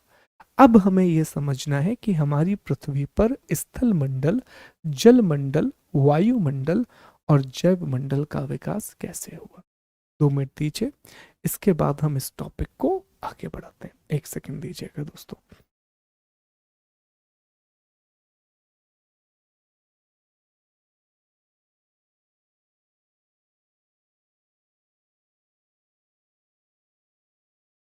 ठीक है, चलिए अब हम आगे बढ़ते हैं और अगले टॉपिक की चर्चा करेंगे, स्थल मंडल का विकास, एवोल्यूशन ऑफ द लिथोस्फीयर, कि आखिरकार हमारी पृथ्वी का स्थल मंडल किस प्रकार से बना, लिथोस्फीयर कैसे बना। अच्छा, इसका मतलब तो आप समझते हैं ना कि हमारी पृथ्वी को जब आप देखते हैं, हमारी अर्थ को जब आप डिस्कस करते हैं दोस्तों, तो हमारी पृथ्वी के बहुत बड़े भाग पर तो आपको पानी दिखाई देता है, लेकिन पानी के अलावा जब आप देखेंगे तो बहुत सारे ऐसे खंड भी आपको दिखाई देंगे जिसमें महाद्वीप, जिसे हम कॉन्टिनेंट का नाम देते हैं। यहाँ पर एक कॉन्टिनेंट दिखेगा, यहाँ एक कॉन्टिनेंट है, यहाँ पर है, यहाँ पर है, इस तरह से। तो ये जो भाग है ये स्थलीय भाग कहलाते हैं, इसी को हम लिथोस्फीयर का नाम देते हैं। तो चलिए इसको समझने की कोशिश करते हैं कि आखिर स्थल मंडल का विकास कैसे हुआ, आखिर लिथोस्फीयर का फॉर्मेशन कैसे हुआ। बहुत ध्यान से समझिएगा, बड़ी ही इंटरेस्टिंग कहानी है लिथोस्फीयर के बनने की। और अगर लिथोस्फीयर को समझ लिया तो एटमॉस्फेयर और हाइड्रोस्फीयर को समझना बहुत ज़्यादा आसान होगा। चलिए समझते हैं। देखिए, सबसे पहले कहानी हमें वहीं से शुरू करनी होगी, और ये घटना कौन सी है दोस्तों, बिग बैंग। तो हमने देखा था कि बिग बैंग हुआ, एक महाविस्फोट हुआ 13.7 अरब साल पहले। फिर यहां से हमने देखा कि बहुत सारी एनर्जी रिलीज हुई, यही एनर्जी मैटर में कन्वर्ट हो गई, यहीं से नेबुला का फॉर्मेशन हुआ, और इसी नेबुला से तारे का निर्माण हुआ, इसी से स्टार का फॉर्मेशन हुआ। कैसे हुआ, तो अब मैं उम्मीद कर रहा हूं कि आपको पता है कि तारा कैसे बना, स्टार कैसे बना। अब आगे बढ़ते हैं।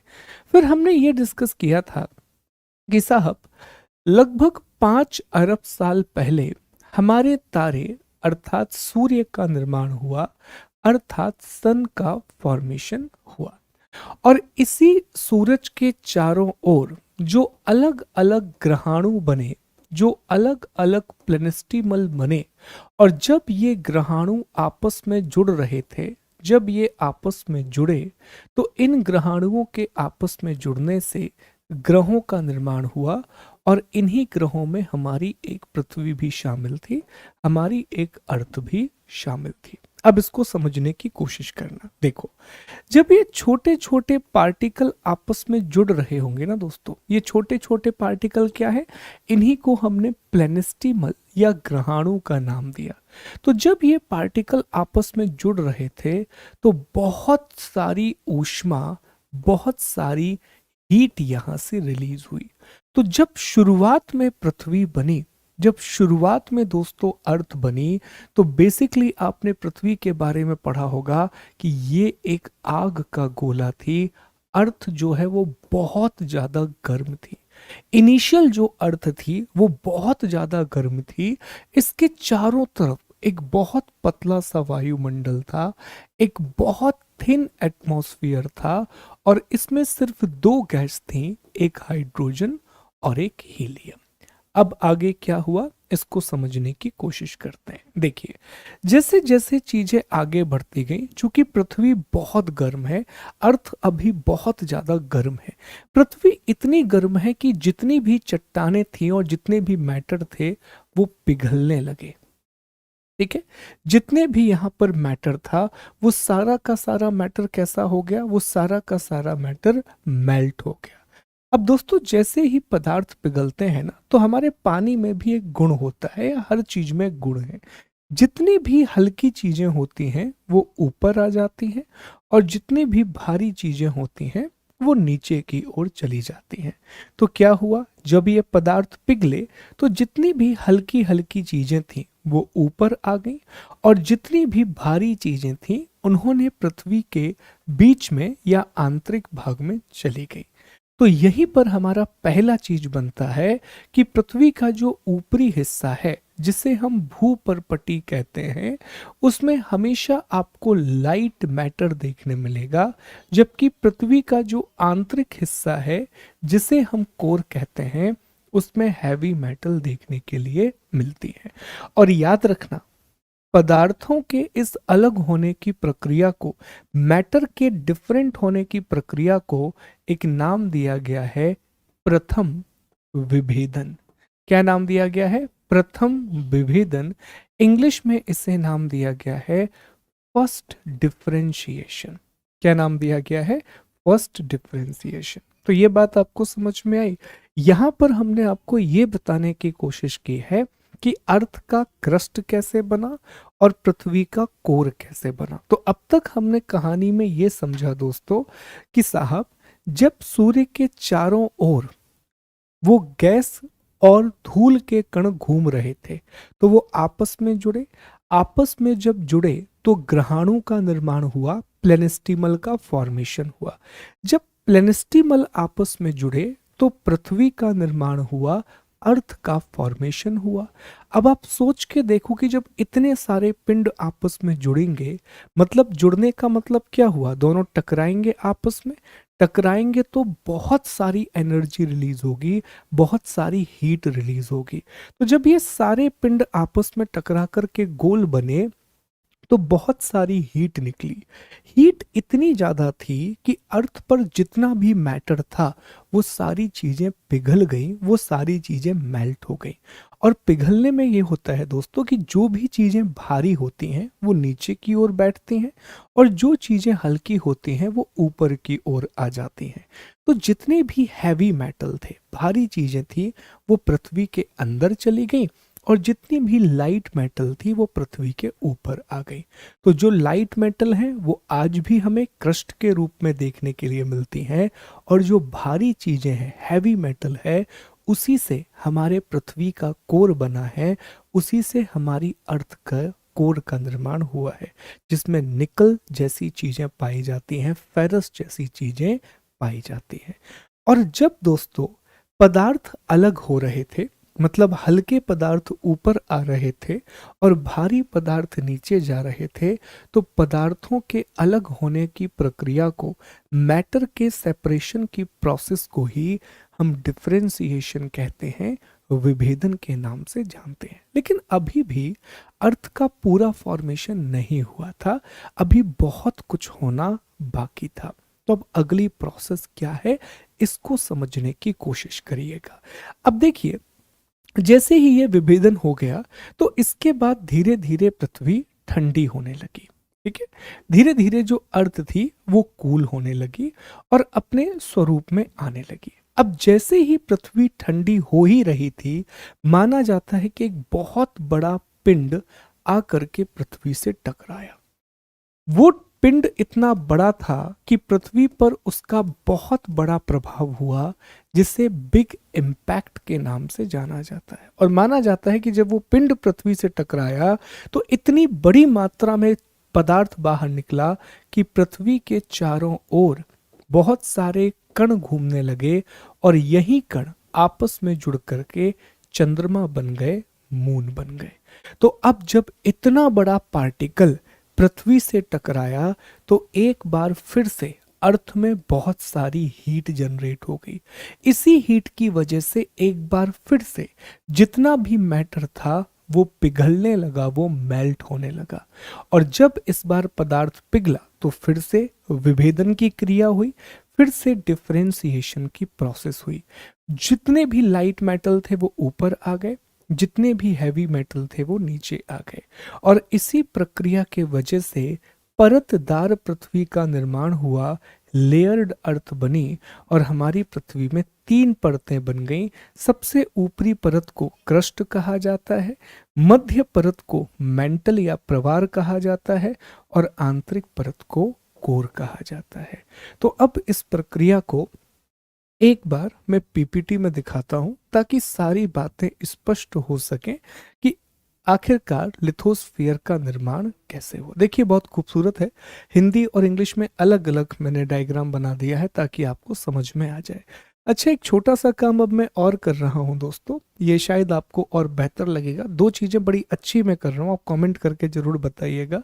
पहली बात, हमने ये डिस्कस किया था कि हम सिर्फ ज्योग्राफी की न्यू एनसीईआरटी पढ़ेंगे, पर जो ज्योग्राफी की ओल्ड एनसीईआरटी है उसमें कुछ चैप्टर बहुत ज़्यादा अच्छे हैं या कुछ इन्फॉर्मेशन एडिशनल दी गई है। तो मैं ये चाह रहा हूँ, मतलब मैं ये करने वाला हूँ कि पुरानी एनसीईआरटी के कुछ चैप्टर को हम डिस्कस करेंगे। जैसे पुरानी एनसीईआरटी में हर एक महाद्वीप को अलग से समझाया गया था, हर एक कॉन्टिनेंट को अलग से एक्सप्लेन किया गया था, तो वहाँ से वो हिस्सा हम ले लेंगे।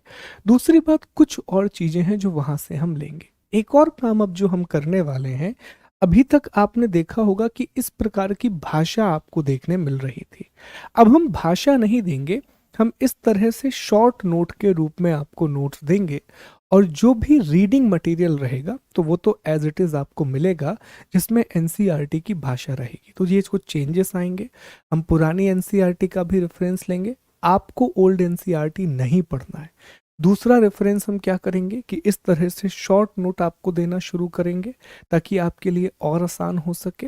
और तीसरा काम हमें इसमें एक और जो करना है दोस्तों, कि इसे आपका रीडिंग मटेरियल थोड़ा सा हम एक्स्ट्रा दिया करेंगे ताकि आपकी लैंग्वेज जो है वो और भी इम्प्रूव हो सके। तो अब इसको जरा समझे, ये बनाया है पूरी कहानी को इस फ्लो चार्ट के द्वारा जो हमने डिस्कस की है। तो देखिए, जैसा हमने आपको बताया कि 5 अरब साल पहले सूर्य का निर्माण हुआ, फिर यहीं से ग्रहाणु अर्थात प्लेनेस्टिमल का निर्माण हुआ, फिर ग्रहाणु से पृथ्वी का निर्माण हुआ। जब पृथ्वी बनी तो उसमें बहुत ज़्यादा हीट और टेम्परेचर था, ठीक है। एक बहुत पतला सा वायुमंडल था जो हाइड्रोजन और हीलियम से बना हुआ था। पदार्थ पिघलने लगे और भारी पदार्थ और हल्के पदार्थ अलग अलग हो गए, जिसे प्रथम विभेदन कहा गया, फर्स्ट डिफरेंशिएशन कहा गया। भारी पदार्थ अंदर की ओर और हल्के पदार्थ ऊपर की ओर आ गए। फिर एक बहुत बड़ी टक्कर हुई एक पिंड की, जिससे चंद्रमा की उत्पत्ति हुई। इस टक्कर की वजह से पृथ्वी का तापमान फिर से बढ़ गया, फिर से पदार्थ पिघलने लगे और द्वितीय विभेदन हुआ, सेकंड डिफरेंशिएशन हुआ। द्वितीय विभेदन के बाद परतदार पृथ्वी का निर्माण हुआ। पृथ्वी में स्पष्ट रूप से 3 परतें बन गई, वो परतें भी आप देख सकते हैं जो यहाँ दिखाई जा रही हैं। और पृथ्वी के आंतरिक भाग की ओर जब आप जाते हैं तो डेंसिटी बढ़ती जाती है, घनत्व बढ़ता जाता है। ये हम आगे डिस्कस करेंगे। देखो, ये जो पहला हिस्सा है इसे क्रस्ट कहा जाता है, ये दूसरा हिस्सा इसे मैंटल कहा जाता है, इसे आउटर कोर कहा जाता है और इसे इनर कोर कहा जाता है। तो ये मतलब 3 परतें हैं। ये पूरी परत कोर कहलाती है, ये मेंटल कहलाती है प्रवार, और ये क्रस्ट कहलाती है। एक बार इंग्लिश में भी सारी चीजें देख लीजिए। इंग्लिश में देखिए, formation of sun 5 billion year ago, formation of planetesimal, earth form due to the cohesive, collision and gravity. ये तीनों शब्द आपको हमने बता दिए हैं। कोहिजन का मतलब एक जैसी चीजों का चिपकना, कोलिजन मतलब टक्कर होना, ग्रेविटी मतलब चीजों का आपस में जुड़ना। तो ये 3 प्रक्रियाएं रिस्पॉन्सिबल हैं ग्रहों के निर्माण के लिए, प्लेनेट के फॉर्मेशन के लिए, ठीक है। फिर heat and temperature, Rocky hot and thin atmosphere, melting of matter, first differentiation, heavier matter inward, lighter matter upward, giant impact, origin of moon, earth temperature rises again, melting of matter, second differentiation, layer of the earth, 3 layers, crust, mantle and core, density increases toward the interior of the earth। मुझे बताइए कि यह कैसा लगा, और क्या आपके दिमाग में ये कहानी स्पष्ट हुई कि आखिरकार पृथ्वी का निर्माण कैसे हुआ है, आखिरकार अर्थ के लिथोस्फेयर का फॉर्मेशन कैसे हुआ, और इसके बाद फिर क्या हुआ होगा। पृथ्वी ठंडी होती गई और ठंडी होने के बाद स्थल मंडल, जल मंडल और वायुमंडल का विकास हुआ। तो अगर कोई बहुत शॉर्ट में आपसे पूछे कि बताइए साहब पृथ्वी पर स्थल मंडल कैसे बना, अर्थ पर लिथोस्फीयर कैसे बना, तो सिंपल भाषा में बताएंगे कि जब पृथ्वी बन रही थी ना, तो पृथ्वी का निर्माण ही बहुत सारे पिंडों की टक्कर से और जुड़ाव से हुआ है। अर्थ का जो फॉर्मेशन है वो बहुत सारी सेलेस्टियल बॉडी के कोहिजन और ग्रेविटेशनल और कोलिजन की वजह से हुआ है। तो जब ये पिंड आपस में जुड़े तो बहुत सारी हीट जनरेट हुई, बहुत टेम्परेचर जनरेट हुआ, जिस वजह से सारी चीजें पिघल गईं। पिघलने के बाद हैवी चीजें नीचे की ओर आ गई, लाइटर चीजें ऊपर की ओर आ गई, जिससे क्रस्ट बनी और पृथ्वी का कोर बना। इसके बाद एक बहुत बड़ा पिंड आया, पृथ्वी से टकराया, फिर से पृथ्वी का तापमान बढ़ा, फिर से पदार्थ पिघलने लगे। अब पृथ्वी पर 3 परतें स्पष्ट तौर पर बन गई। सबसे ऊपर क्रस्ट, उसके बाद मेंटल, फिर कोर। आगे जाने पर पृथ्वी ठंडी हो गई और जो क्रस्ट वाला हिस्सा है उसी को आज हम लिथोस्फीयर के नाम से जानते हैं, स्थल मंडल के नाम से जानते हैं। हालांकि आगे हम पढ़ेंगे लिथोस्फीयर की परिभाषा अलग है, पर अभी मोटे मोटे तौर पर ये समझने के लिए काफी है। तो इस तरह दोस्तों स्थल मंडल का विकास हुआ, इस तरह लिथोस्फीयर का फॉर्मेशन हुआ। एक बार इसको बहुत ध्यान से देखो प्रोसेस को और समझने की कोशिश करो और बताओ क्या इसमें कोई डाउट है क्या आपको। ठीक है, कोई भी डाउट है तो उसमें बताइए। अच्छा, आप एक काम और भी कर सकते हैं, अगर आपको कोई डाउट है तो आप यूट्यूब पर कमेंट कर सकते हैं, तो मैं अगली क्लास में आपका डाउट जरूर ले लूँगा। जो भी आपका डाउट होगा I will take in the next class. ठीक है, देखिए एक बार। ठीक है, चलिए अब हम आगे बढ़ते हैं दोस्तों और अंतिम सेकंड लास्ट टॉपिक की चर्चा करते हैं। और अब हमें डिस्कस करना है कि वायुमंडल और जलमंडल का विकास कैसे हुआ, एटमॉस्फेयर और हाइड्रोस्फीयर का फॉर्मेशन अर्थ पर कैसे हुआ। ये कहानी भी बड़ी इंटरेस्टिंग है और जो हमने पुरानी चीजें पढ़ी हैं उसी से ये जुड़ी हुई है। तो ध्यान दीजिएगा और एक एक करके समझिएगा। देखिए, साइंटिस्ट का यह मानना है कि अर्थ पर जो एटमॉस्फेयर और हाइड्रोस्फीयर है इसका निर्माण 3 अलग अलग चरणों में हुआ है, 3 अलग अलग स्टेजेस में हुआ है। तो उनसे पूछा गया कि बताइए साहब ये 3 चरण कौन कौन से हैं।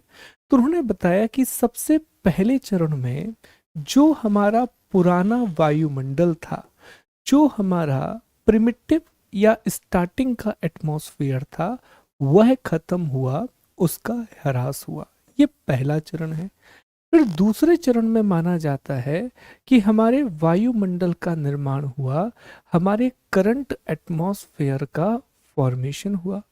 और तीसरे चरण में माना जाता है कि हमारे वायुमंडल में ऑक्सीजन जैसी गैसों का विकास हुआ जो पृथ्वी पर जीवन को संभव बनाती हैं, जो अर्थ पर लाइफ को पॉसिबल बनाती हैं। और इसी दौरान जब वायुमंडल बन रहा था तो वायुमंडल बनने के साथ साथ जलमंडल भी बनता गया, हाइड्रोस्फीयर भी बनता गया। तो चलो सबसे पहले हम पहले चरण को समझते हैं, पहले फेज को समझने की कोशिश करते हैं। देखिए, हमने डिस्कस किया था कि शुरुआत में अर्थ जब एक बहुत गर्म गैस का गोला थी तो इसके चारों ओर एक बहुत ही पतला सा वायुमंडल था जिसे प्रिमिटिव एटमॉस्फेयर कहा जाता है, जिसे आदिकालिक वायुमंडल कहा जाता है। और इस एटमॉस्फेयर में 2 गैसें थी, एक थी हाइड्रोजन और दूसरी गैस थी इसमें हीलियम। अब ये जो पूरा का पूरा वायुमंडल है, कुछ समय के बाद ये पूरा वायुमंडल समाप्त हो गया, ये पूरा का पूरा एटमॉस्फेयर खत्म हो गया। तो इसका कारण क्या था? इसका कारण था सन और सन से आने वाली सोलर विंड। सौर पवनों के कारण, सोलर विंड के कारण जो एटमॉस्फेयर पृथ्वी के चारों ओर बना था, ये पूरा का पूरा वायुमंडल उड़ गया। ये पूरे के पूरे वायुमंडल की समाप्ति हो गई। इंटरेस्टिंग बात यह है दोस्तों कि ये प्रक्रिया सिर्फ पृथ्वी पर नहीं हुई, जबकि जो चारों के 4 टेरेस्ट्रियल प्लैनेट हैं, अर्थात मरकरी, वीनस, अर्थ और मार्स, इन चारों के साथ एक प्रक्रिया हुई। चारों के पास शुरुआत में हाइड्रोजन और हीलियम से बना हुआ वायुमंडल था। सूरज की सौर पवनें आई, सोलर विंड आई और उन्होंने इस वायुमंडल को या तो बहुत दूर ढकेल दिया या फिर पूरी तरीके से समाप्त कर दिया। तो अब ये जरूरी था कि एक नया वायुमंडल बनाना है, एक नया एटमॉस्फेयर बनाना है। तो उसकी शुरुआत कैसे हुई? तो अब दोबारा टॉपिक को कनेक्ट कीजिए। हमने डिस्कस किया था कि जैसे जैसे जब पृथ्वी गर्म थी, तो पृथ्वी जब गर्म थी तो सबसे पहले एक क्रिया हुई जिसे हम विभेदन की क्रिया कहते हैं, डिफरेंशिएशन की प्रोसेस कहते हैं। इसी क्रम में पृथ्वी में ज्वालामुखी भी आना शुरू हो गए। इसी क्रम में अर्थ में वॉल्केनिज्म की शुरुआत भी हो गई। तो इसकी वजह से क्या हुआ, डिफरेंशिएशन और वॉल्केनिज्म की वजह से पृथ्वी के आंतरिक भाग से पृथ्वी के आंतरिक भाग से बहुत सारी गैसें बाहर निकली और बहुत सारी जलवाष्प बाहर निकली। ध्यान समझ पा रहे हैं ना इस चीज को, कि जब पृथ्वी में विभेदन हुआ, ज्वालामुखी विस्फोट हुए, तो इसकी वजह से बहुत सारी गैसें, जिसमें नाइट्रोजन शामिल है, जिसमें कार्बन डाइऑक्साइड शामिल है, जिसमें मीथेन शामिल है, जिसमें अमोनिया शामिल है, ये सारी गैसें यहाँ से निकली और बड़ी मात्रा में जलवाष्प यहाँ से निकला, बड़ी मात्रा में H2O यहाँ से निकला। अब आप देख पा रहे हैं कि जितनी भी गैसें शुरुआत में हैं, इसमें से अधिकांश गैसें ग्रीन हाउस गैस हैं, जिसके बारे में हमने पिछली कक्षा में पढ़ा था। तो अभी वायुमंडल का तापमान भी बहुत ज़्यादा है और पृथ्वी का तापमान तो बहुत ज़्यादा है ही, क्योंकि पृथ्वी अभी भी एक गर्म आग का गोला है। अब धीरे धीरे क्या होगा, पृथ्वी ठंडा होना शुरू हुई, तो इसी की वजह से जो जलवाष्प है, जो H2O है, इसका संघनन शुरू हो गया, इसका कंडेंसेशन शुरू हो गया। अब जैसे ही इसका संघनन शुरू होगा दोस्तों, अल्टीमेटली वर्षा होने लगी, रेनफॉल होने लगी और इसी में कार्बन डाइऑक्साइड भी घुलने लगी। तो इसका परिणाम क्या होगा, वर्षा और कार्बन डाइऑक्साइड की वजह से पृथ्वी का तापमान कम होने लगेगा, अर्थ का टेम्परेचर कम होने लगेगा। अब आगे बढ़ना, अगली चीज को समझते हैं।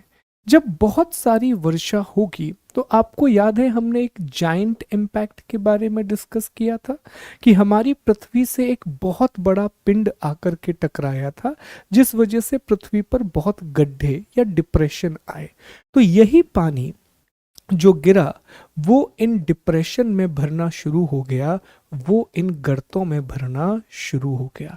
और माना जाता है कि आज से लगभग 400 करोड़ साल पहले, अर्थात लगभग 4 अरब साल पहले, महासागरों का निर्माण हुआ, ओशियन का फॉर्मेशन हुआ।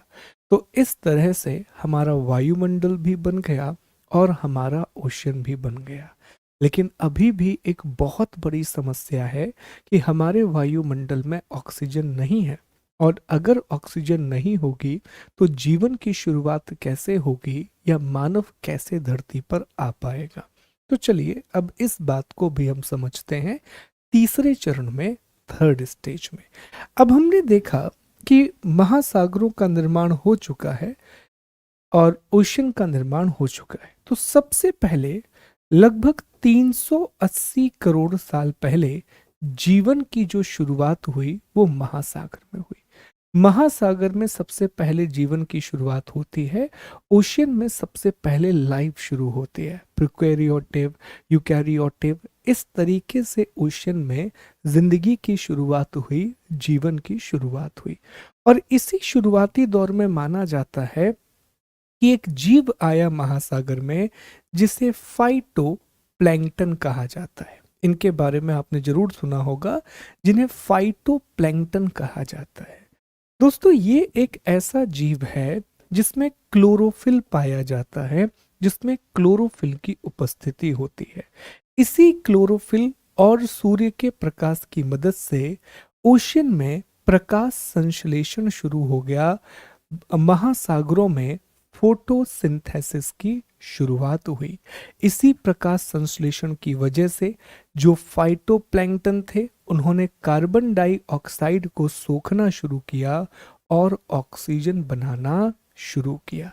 देखते ही देखते दोस्तों, लगभग 250 करोड़ वर्ष पहले पृथ्वी पर बड़ी मात्रा में ऑक्सीजन आ गई, O2 का निर्माण हो गया और फिर धीरे धीरे जीवन की शुरुआत हुई।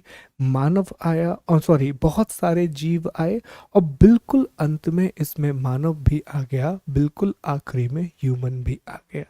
अब आपको मैं एक बहुत इंटरेस्टिंग बात बताता हूं दोस्तों, कि हमारी दुनिया में जितनी भी ऑक्सीजन निकलती है, जितनी भी ऑक्सीजन हमारी पृथ्वी पर आती है, उसका 50% से ज़्यादा हिस्सा महासागरों से आता है, ओशियन से आता है।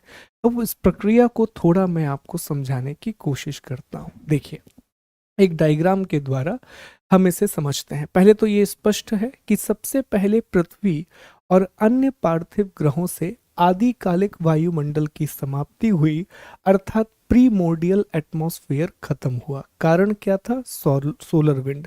दूसरे चरण में आंतरिक पृथ्वी से गैस और जलवाष्प का उत्सर्जन हुआ। इसे डी गैसिंग कहा जाता है दोस्तों। इस प्रक्रिया को डी गैसिंग कहा जाता है, ठीक है, उत्सर्जन या डी गैसिंग। कारण क्या था? पृथ्वी का ठंडा होना, ज्वालामुखी का आना और विभेदन। कौन सी गैसें निकली? जलवाष्प, nitrogen, carbon dioxide, methane, ammonia. जलवाष्प का संघनन हुआ, वर्षा और कार्बन डाइऑक्साइड के घुलने से तापमान में कमी आई। वर्षा का जल गर्तों में इकट्ठा हो गया और 400 करोड़ साल पहले महासागरों का निर्माण हुआ।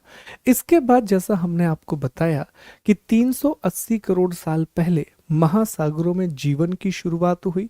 और ये देखिए, इस प्रकार से फाइटोप्लैंक्टन यहाँ पर आए और इन्होंने क्या किया? ये काम आज भी कर रहे हैं। इन्होंने इनमें क्लोरोफिल पाया जाता है, तो प्रकाश संश्लेषण शुरू हुआ। कार्बन डाइऑक्साइड ये सोखते गए और ऑक्सीजन ये बाहर निकालते गए, जिस वजह से वायुमंडल में ऑक्सीजन की मात्रा बढ़ गई और दूसरे जीव पूरे पूरे की पूरी पृथ्वी पर आ सके। ये एक बहुत बड़ी बात है जो आपको याद रखनी है, बहुत बेसिक बात। पृथ्वी पर जितनी भी ऑक्सीजन आती है उसका 50% हिस्सा समुद्र से आता है, 25% हिस्सा वृक्षों से आता है और 25% हिस्सा अन्य चीजों से आता है। अब आपको एक और इंटरेस्टिंग बात मैं बताता हूँ। इंटरेस्टिंग बात यह है कि हाल ही में जलवायु परिवर्तन की वजह से, क्लाइमेट चेंज की वजह से क्या हो रहा है दोस्तों? जो समुद्र है उसके ऑक्सीजन बनाने की क्षमता कम हो रही है। कुछ कुछ क्षेत्र ऐसे हैं जहां पर समुद्र की ऑक्सीजन बनाने की क्षमता 10 से 20% तक कम हुई है। दूसरी प्रॉब्लम ये हो रही है कि चूंकि वातावरण में कार्बन डाइऑक्साइड बढ़ रही है, CO2 बढ़ रही है, और समुद्र क्या करता है? समुद्र कार्बन डाइऑक्साइड को सोख लेता है, CO2 को अब्जॉर्ब कर लेता है, जिसकी वजह से यहाँ एसिडिफिकेशन हो रहा है, जिसकी वजह से समुद्रों में अम्लीयता लगातार बढ़ रही है। आगे जब हम समुद्र विज्ञान पढ़ेंगे तो वहां मैं आपको बहुत विस्तार से बताऊंगा कि कैसे महासागरों की अम्लीयता बढ़ रही है, कैसे ओशियन का एसिडिफिकेशन हो रहा है। यहाँ पर कार्बनिक अम्ल बन जाता है दोस्तों, जो बहुत बुरे तरीके से समुद्र को प्रभावित कर रहा है। एक एग्जाम्पल के तौर पर ये डेटा आप इस्तेमाल कर सकते हैं एनवायरनमेंट में कि 1820 से लेकर के अब तक पृथ्वी में महासागरों में 30% अम्लीयता बढ़ी है।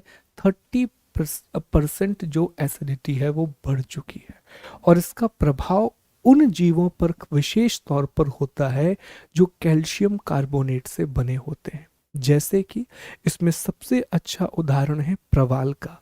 प्रवालों पर बहुत बुरा प्रभाव पड़ता है एसिडिफिकेशन का।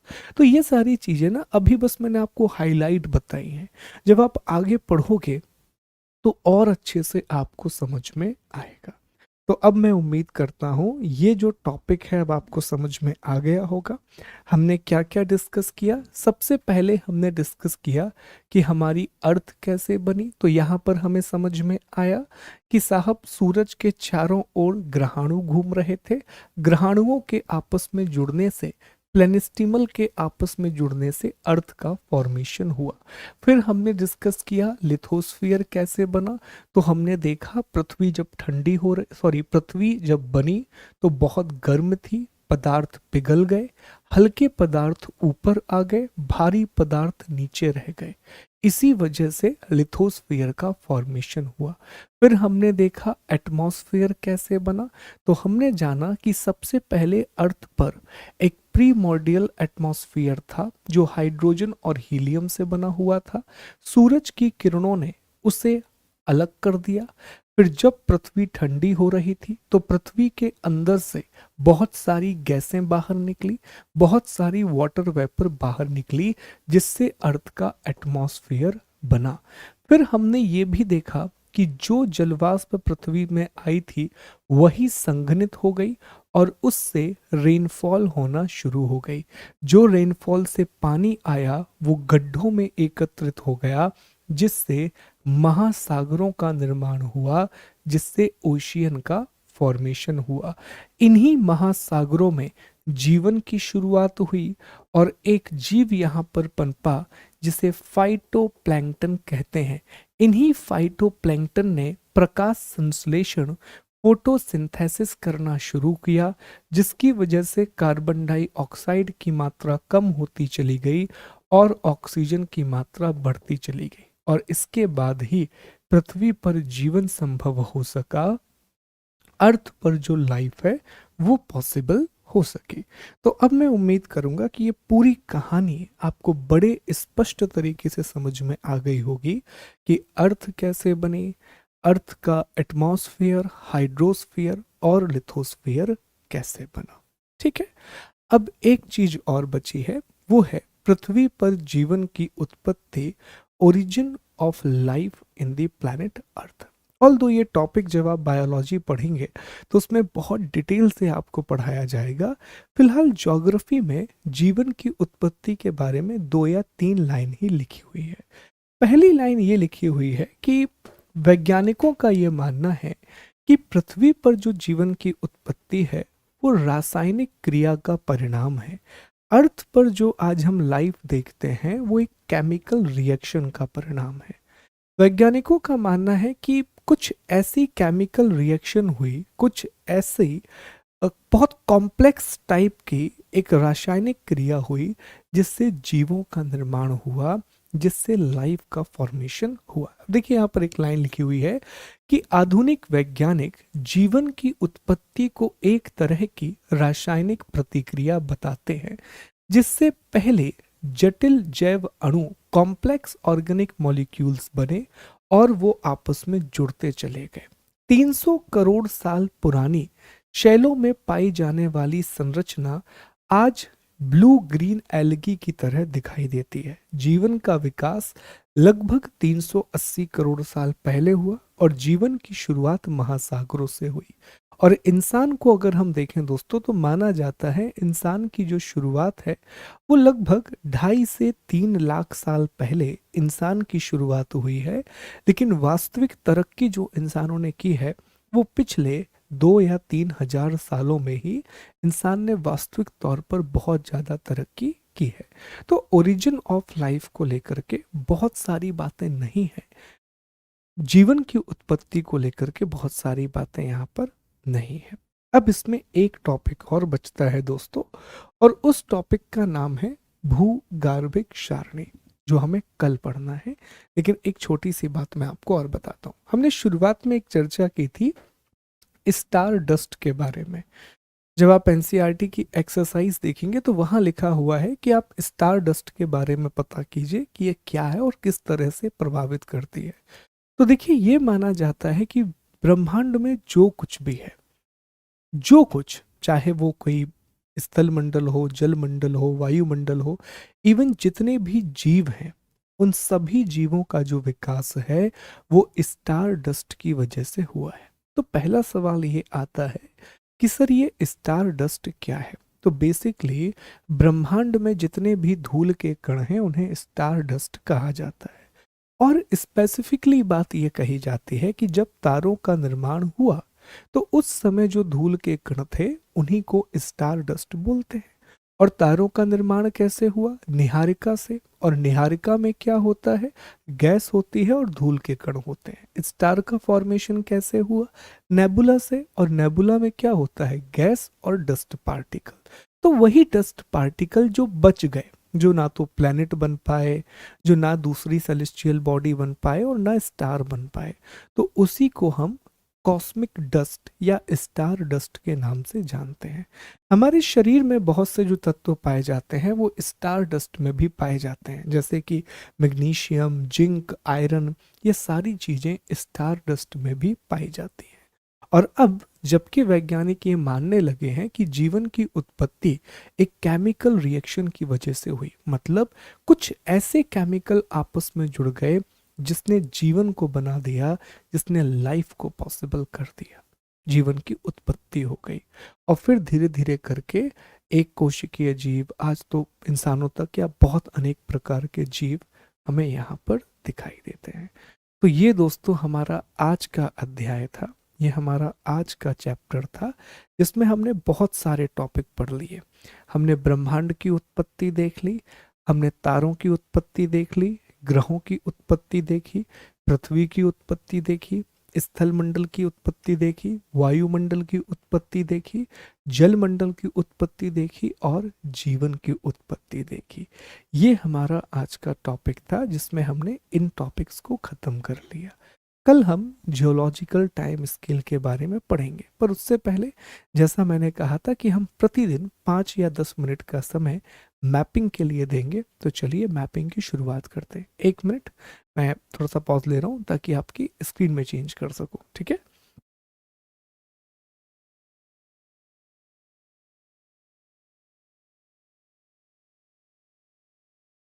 चलिए, तो अब दोस्तों आज से हमें भारत के मैप की कहानी को दोबारा से पढ़ना शुरू करना है। तो पिछली क्लास में हमने आपको एक असाइनमेंट दिया था कि आप सभी लोग भारत के मैप को देखेंगे और जितनी भी यूनियन टेरिटरी हैं, अर्थात 8 जो हमारे केंद्र शासित प्रदेश हैं, इनको बहुत ध्यान से आपको देखना है। इनकी कैपिटल के बारे में पता करना है, इनकी राजधानी कहाँ पर स्थित है, कितने क्षेत्रों से इनकी सीमाएं जुड़ती हैं, ये सभी बातों की चर्चा आपको करना है। तो आइए एक एक यूनियन टेरिटरी और इनकी लोकेशन को जरा हम ध्यान से देखते हैं। तो सबसे पहले जो यूनियन टेरिटरी है दोस्तों वो है लद्दाख। अब आप देखिए ध्यान से कि जो लद्दाख वाला क्षेत्र है वो कहाँ पर है। तो आप देखेंगे कि लद्दाख का क्षेत्र भारत के बिल्कुल उत्तर में आता है और लद्दाख की सीमा एक जगह आप देखेंगे अफगानिस्तान से लगती है, पाकिस्तान से लगती है और चाइना से लगती है। मतलब 3 जगह से लद्दाख की बाउंड्री जुड़ती है। और इसकी राजधानी क्या है, लेह। राजधानी की लोकेशन भी ध्यान से देख लीजिए, राजधानी क्या है इसकी, लेह। अगर आप देखेंगे तो श्रीनगर और लेह लगभग एक जैसे डिस्टेंस, मतलब एक पैरेलल आपको दिखाई देंगे। दूसरा यूनियन टेरिटरी है जम्मू एवं कश्मीर और इसकी 2 राजधानियां हैं, एक है श्रीनगर जो कि ग्रीष्मकालीन राजधानी है और एक है जम्मू जो कि शीतकालीन राजधानी है। तो जम्मू एवं कश्मीर और इसकी सीमा सिर्फ और सिर्फ पाकिस्तान से लगती है, सिर्फ और सिर्फ पाकिस्तान के साथ टच होती है। ध्यान से देखिएगा मैम आप लोग। फिर तीसरी यूनियन टेरिटरी है चंडीगढ़। अब चंडीगढ़ आप देखेंगे तो बिल्कुल हरियाणा पंजाब के पास ही स्थित है और चंडीगढ़ की राजधानी चंडीगढ़ ही है। बेसिकली चंडीगढ़ एक ऐसी यूनियन टेरिटरी है जो 2 राज्यों की राजधानी है, हरियाणा और पंजाब। इसके बाद चौथी यूनियन टेरिटरी है दिल्ली। आप देख सकते हैं कि दिल्ली हरियाणा और यूपी के बीच में है। यही बातें देखना है आपको मैप में कि दिल्ली हरियाणा और यूपी के बिल्कुल बीच में है। और चंडीगढ़ अगर आप देखोगे तो एक ऐसी जगह पर है जहां पंजाब, हरियाणा, ठीक है, पंजाब, हरियाणा और हिमाचल प्रदेश ऑलमोस्ट आकर के मिलते हैं। तो एक बड़ा अच्छा हब है अगर आपको इस जगह पर ट्रेवल करना है। अब दिल्ली देखिए, तो दिल्ली 2 जगह के बीच में है, उत्तर प्रदेश और हरियाणा। दिल्ली की जो कैपिटल है उसका नाम है न्यू दिल्ली, जो कि भारत की भी राजधानी है। और ये एक ऐसी यूनियन टेरिटरी है जहां पर मुख्यमंत्री पाए जाते हैं, जहां पर सीएम पाए जाते हैं। तो 4 यूनियन टेरिटरी हो गई। लद्दाख, लद्दाख के बाद जम्मू कश्मीर, जम्मू कश्मीर के बाद चंडीगढ़। चंडीगढ़ आप देखें एक ऐसे ट्रायंगल पर है जहां पंजाब, हरियाणा और हिमाचल आकर के मिल रहे हैं। फिर दिल्ली जो कि हरियाणा और यूपी के बीच में है। ध्यान से मैप देखिए, एटलस रखिए अपने पास में, उसमें देखिए आप इन चीजों को। अब आगे बढ़ते हैं। 4 यूनियन टेरिटरी के बाद ये दोस्तों हमारा 5वां केंद्र शासित प्रदेश है, 5th यूनियन टेरिटरी है, और इसका नाम है and Dadar and Nagar Haveli and Daman and Diu. पहले ये अलग अलग थी, दादर और नागर हवेली अलग था और दमन और दीव अलग था।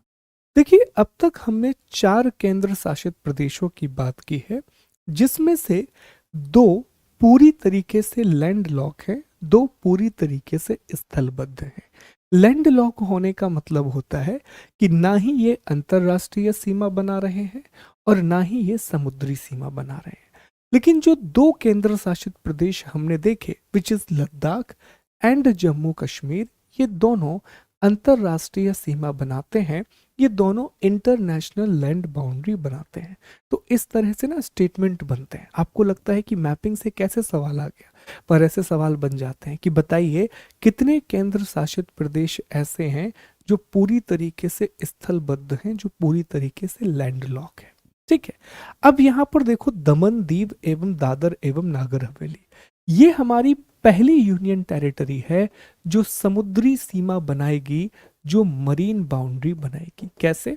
अब इसके मैप को पहले आप यहां पर देखो, इसका एक हिस्सा गुजरात में है, एक हिस्सा इसका गुजरात महाराष्ट्र की बॉर्डर पर है, और इसकी राजधानी क्या है? तो राजधानी है दोस्तों सिलवासा। राजधानी क्या है? सिलवासा। अब जरा दिखाता हूं मैं आपका डिटेल मैप दमन दीव दादर नगर हवेली का। ये है एक डिटेल्ड मैप। तो ये जो इलाका आप देख रहे हैं गुजरात में, ये इलाका है दीव, समुद्र से जुड़ा हुआ है।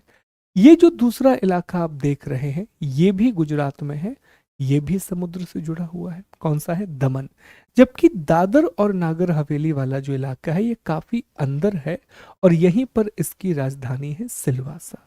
तो यहां से ना छोटे छोटे स्टेटमेंट बनते हैं कि दादर नागर दमन हवेली में से कितने क्षेत्र समुद्री सीमा बनाते हैं। तो दीव भी समुद्री सीमा बना रहा है, आप देखेंगे दमन भी समुद्री सीमा बना रहा है, लेकिन दादर एवं नागर हवेली जो कि ध्यान देना महाराष्ट्र और गुजरात की बाउंड्री पर है, ये समुद्री सीमा नहीं बनाता, ये स्थलीय है, ये स्थलीय भाग से घिरा हुआ है। तो इस तरह से मैप देखना है आपको। एक वेबसाइट भी मैंने दी हुई है, ये देखिएगा 2019 में इनका मर्जर हुआ था। इस तरह से आप मैप देखेंगे। और देखो अभी आपको सिर्फ मैप देखना है, बहुत सारी इंफॉर्मेशन नहीं लादना है, नहीं तो आप चीजें भूलना शुरू कर दोगे। स्टेटमेंट बनाना है कि अच्छा ये कौन कौन से यूनियन टेरिटरी हैं जो समुद्री सीमा बना रहे हैं, कौन कौन सी यूनियन टेरिटरी हैं जो इंटरनेशनल बाउंड्री बना रहे हैं, ये आप करोगे होमवर्क। कौन कौन से यूनियन टेरिटरी हैं जो पूरी तरीके से लैंडलॉक हैं, ये 3 स्टेटमेंट बनाइए। कौन कौन सी यूनियन टेरिटरी की कैपिटल कौन कौन सी है, ये पूरी प्रैक्टिस कीजिए। इस तरह से जब आप काम करोगे तब धीरे धीरे आप देखोगे कि आपकी मैप पर पकड़ बहुत अच्छी हो जाएगी। इनकी कैपिटल को याद करने की कोशिश करो। अच्छा चंडीगढ़ जहाँ पर है वहाँ पंजाब, हरियाणा, शिमला ये ऑलमोस्ट आकर के मिल रहे हैं। दिल्ली हरियाणा यूपी के बिल्कुल बीच में बना हुआ है। श्रीनगर और लेह एक जैसी लाइन पर हैं, जम्मू जबकि थोड़ा नीचे है। इस तरीके से काम करो, मैप याद होना चाहिए, हर एक चीज आपके दिमाग में स्पष्ट होनी चाहिए। इसके बाद अगली यूनियन टेरिटरी कौन सी है? तो यहाँ देखिए अरब सागर में अरेबियन सी में एक यूनियन टेरिटरी है जिसका नाम है लक्षद्वीप, और लक्षद्वीप की राजधानी है कवरत्ती। लक्षद्वीप की राजधानी क्या है? कवरत्ती। अब इसके बाद आप देखेंगे तो अंडमान और निकोबार, ये बंगाल की खाड़ी में है, बे ऑफ बंगाल में है, 7वीं यूनियन टेरिटरी, और इसकी राजधानी है पोर्ट ब्लेयर। इसकी राजधानी क्या है? Port Blair. ऊपरी हिस्सा अंडमान कहलाता है, निचला हिस्सा निकोबार कहलाता है। ये भी आपको मैप में देखेगा। एक अच्छी ऑक्सफोर्ड स्कूल एटलस लेकर के आइए, उसमें देखना शुरू कीजिए। ऊपरी हिस्सा अंडमान है और निचला हिस्सा कौन सा है दोस्तों? निकोबार वाला हिस्सा है। ठीक है, क्लियर है। अब आखिरी यूनियन टेरिटरी बचती है, 8th यूनियन टेरिटरी, और इसका नाम है पुडुचेरी। और ये थोड़ी कॉम्प्लेक्स है, कैसे समझना देखो। अभी तक वो आपसे क्या पूछेगा, पहले यहां पे लिखते हैं कौन कौन सी ऐसी यूनियन टेरिटरी हैं जो समुद्री सीमा बनाती हैं, जो मरीन बाउंड्री बनाती हैं? तो पहला जवाब होगा कि सर दमन, दीव, दादर एवं नगर हवेली। इसमें से दीव और दमन ये दोनों समुद्री सीमा बनाते हैं। फिर पूछेगा कहाँ पर बनाते हैं, तो बता दोगे सर ये अरेबियन सी, अरब सागर। फिर दूसरा आपसे पूछेगा और कौन है, तो आप जवाब दोगे कि सर एक और है लक्षद्वीप। कहाँ पर सीमा बनाता है, अरेबियन सी में। बढ़िया सर, बहुत बढ़िया। और कौन बनाता है समुद्री सीमा, जवाब दोगे सर अंडमान एंड निकोबार भी ओशियन बाउंड्री बनाता है। कहाँ पर, बंगाल की खाड़ी, बे ऑफ बंगाल। बहुत बढ़िया। अब चौथा आप बताओगे कि सर पुडुचेरी भी ओशियन बाउंड्री बनाता है। पूछेगा कहाँ, तो बड़ा इंटरेस्ट आपको आएगा कि ये अरेबियन सी में भी बाउंड्री बना रहा है, ठीक है, और अरेबियन सी के अलावा बे ऑफ बंगाल में भी ये बाउंड्री बना रहा है। कैसे, अब इसके मैप को ध्यान से देखो, डिटेल से देखो। ये है दोस्तों पुडुचेरी का मैप, ये है पुडुचेरी का मैप। पुडुचेरी इस तरीके से फैला हुआ है। इसका जो पहला हिस्सा है वो कहलाता है यनम, और यनम कहाँ पर है, ये आता है आंध्र प्रदेश में। इसका दूसरा हिस्सा है पौंडीचेरी, जहां पर इसकी राजधानी है पौंडीचेरी, जो तमिलनाडु में आता है। इसका तीसरा हिस्सा है कराईकल, ये भी तमिलनाडु में आता है। और चौथा और आखिरी हिस्सा है माहे, जो कि केरल में आता है। तो ये प्रश्न बहुत पूछा जाता है कि पांडिचेरी की सीमाएं कितने राज्यों से लगती हैं, तो 3 राज्यों से लगती है। आंध्र प्रदेश से भी सीमा लगती है, तमिलनाडु से भी सीमा लगती है, और केरल से भी सीमा लगती है। केरल से भी बाउंड्री लगती है। तो बड़े अच्छे प्रश्न जो मैप से बन करके आएंगे। कितनी समुद्री सीमाएं छू रहे हैं, 4 यूनियन टेरिटरी समुद्री सीमा बनाती हैं। कितनी यूनियन टेरिटरी हैं जो अंतरराष्ट्रीय स्थलीय सीमा बनाती हैं, 2, लद्दाख एवं जम्मू कश्मीर।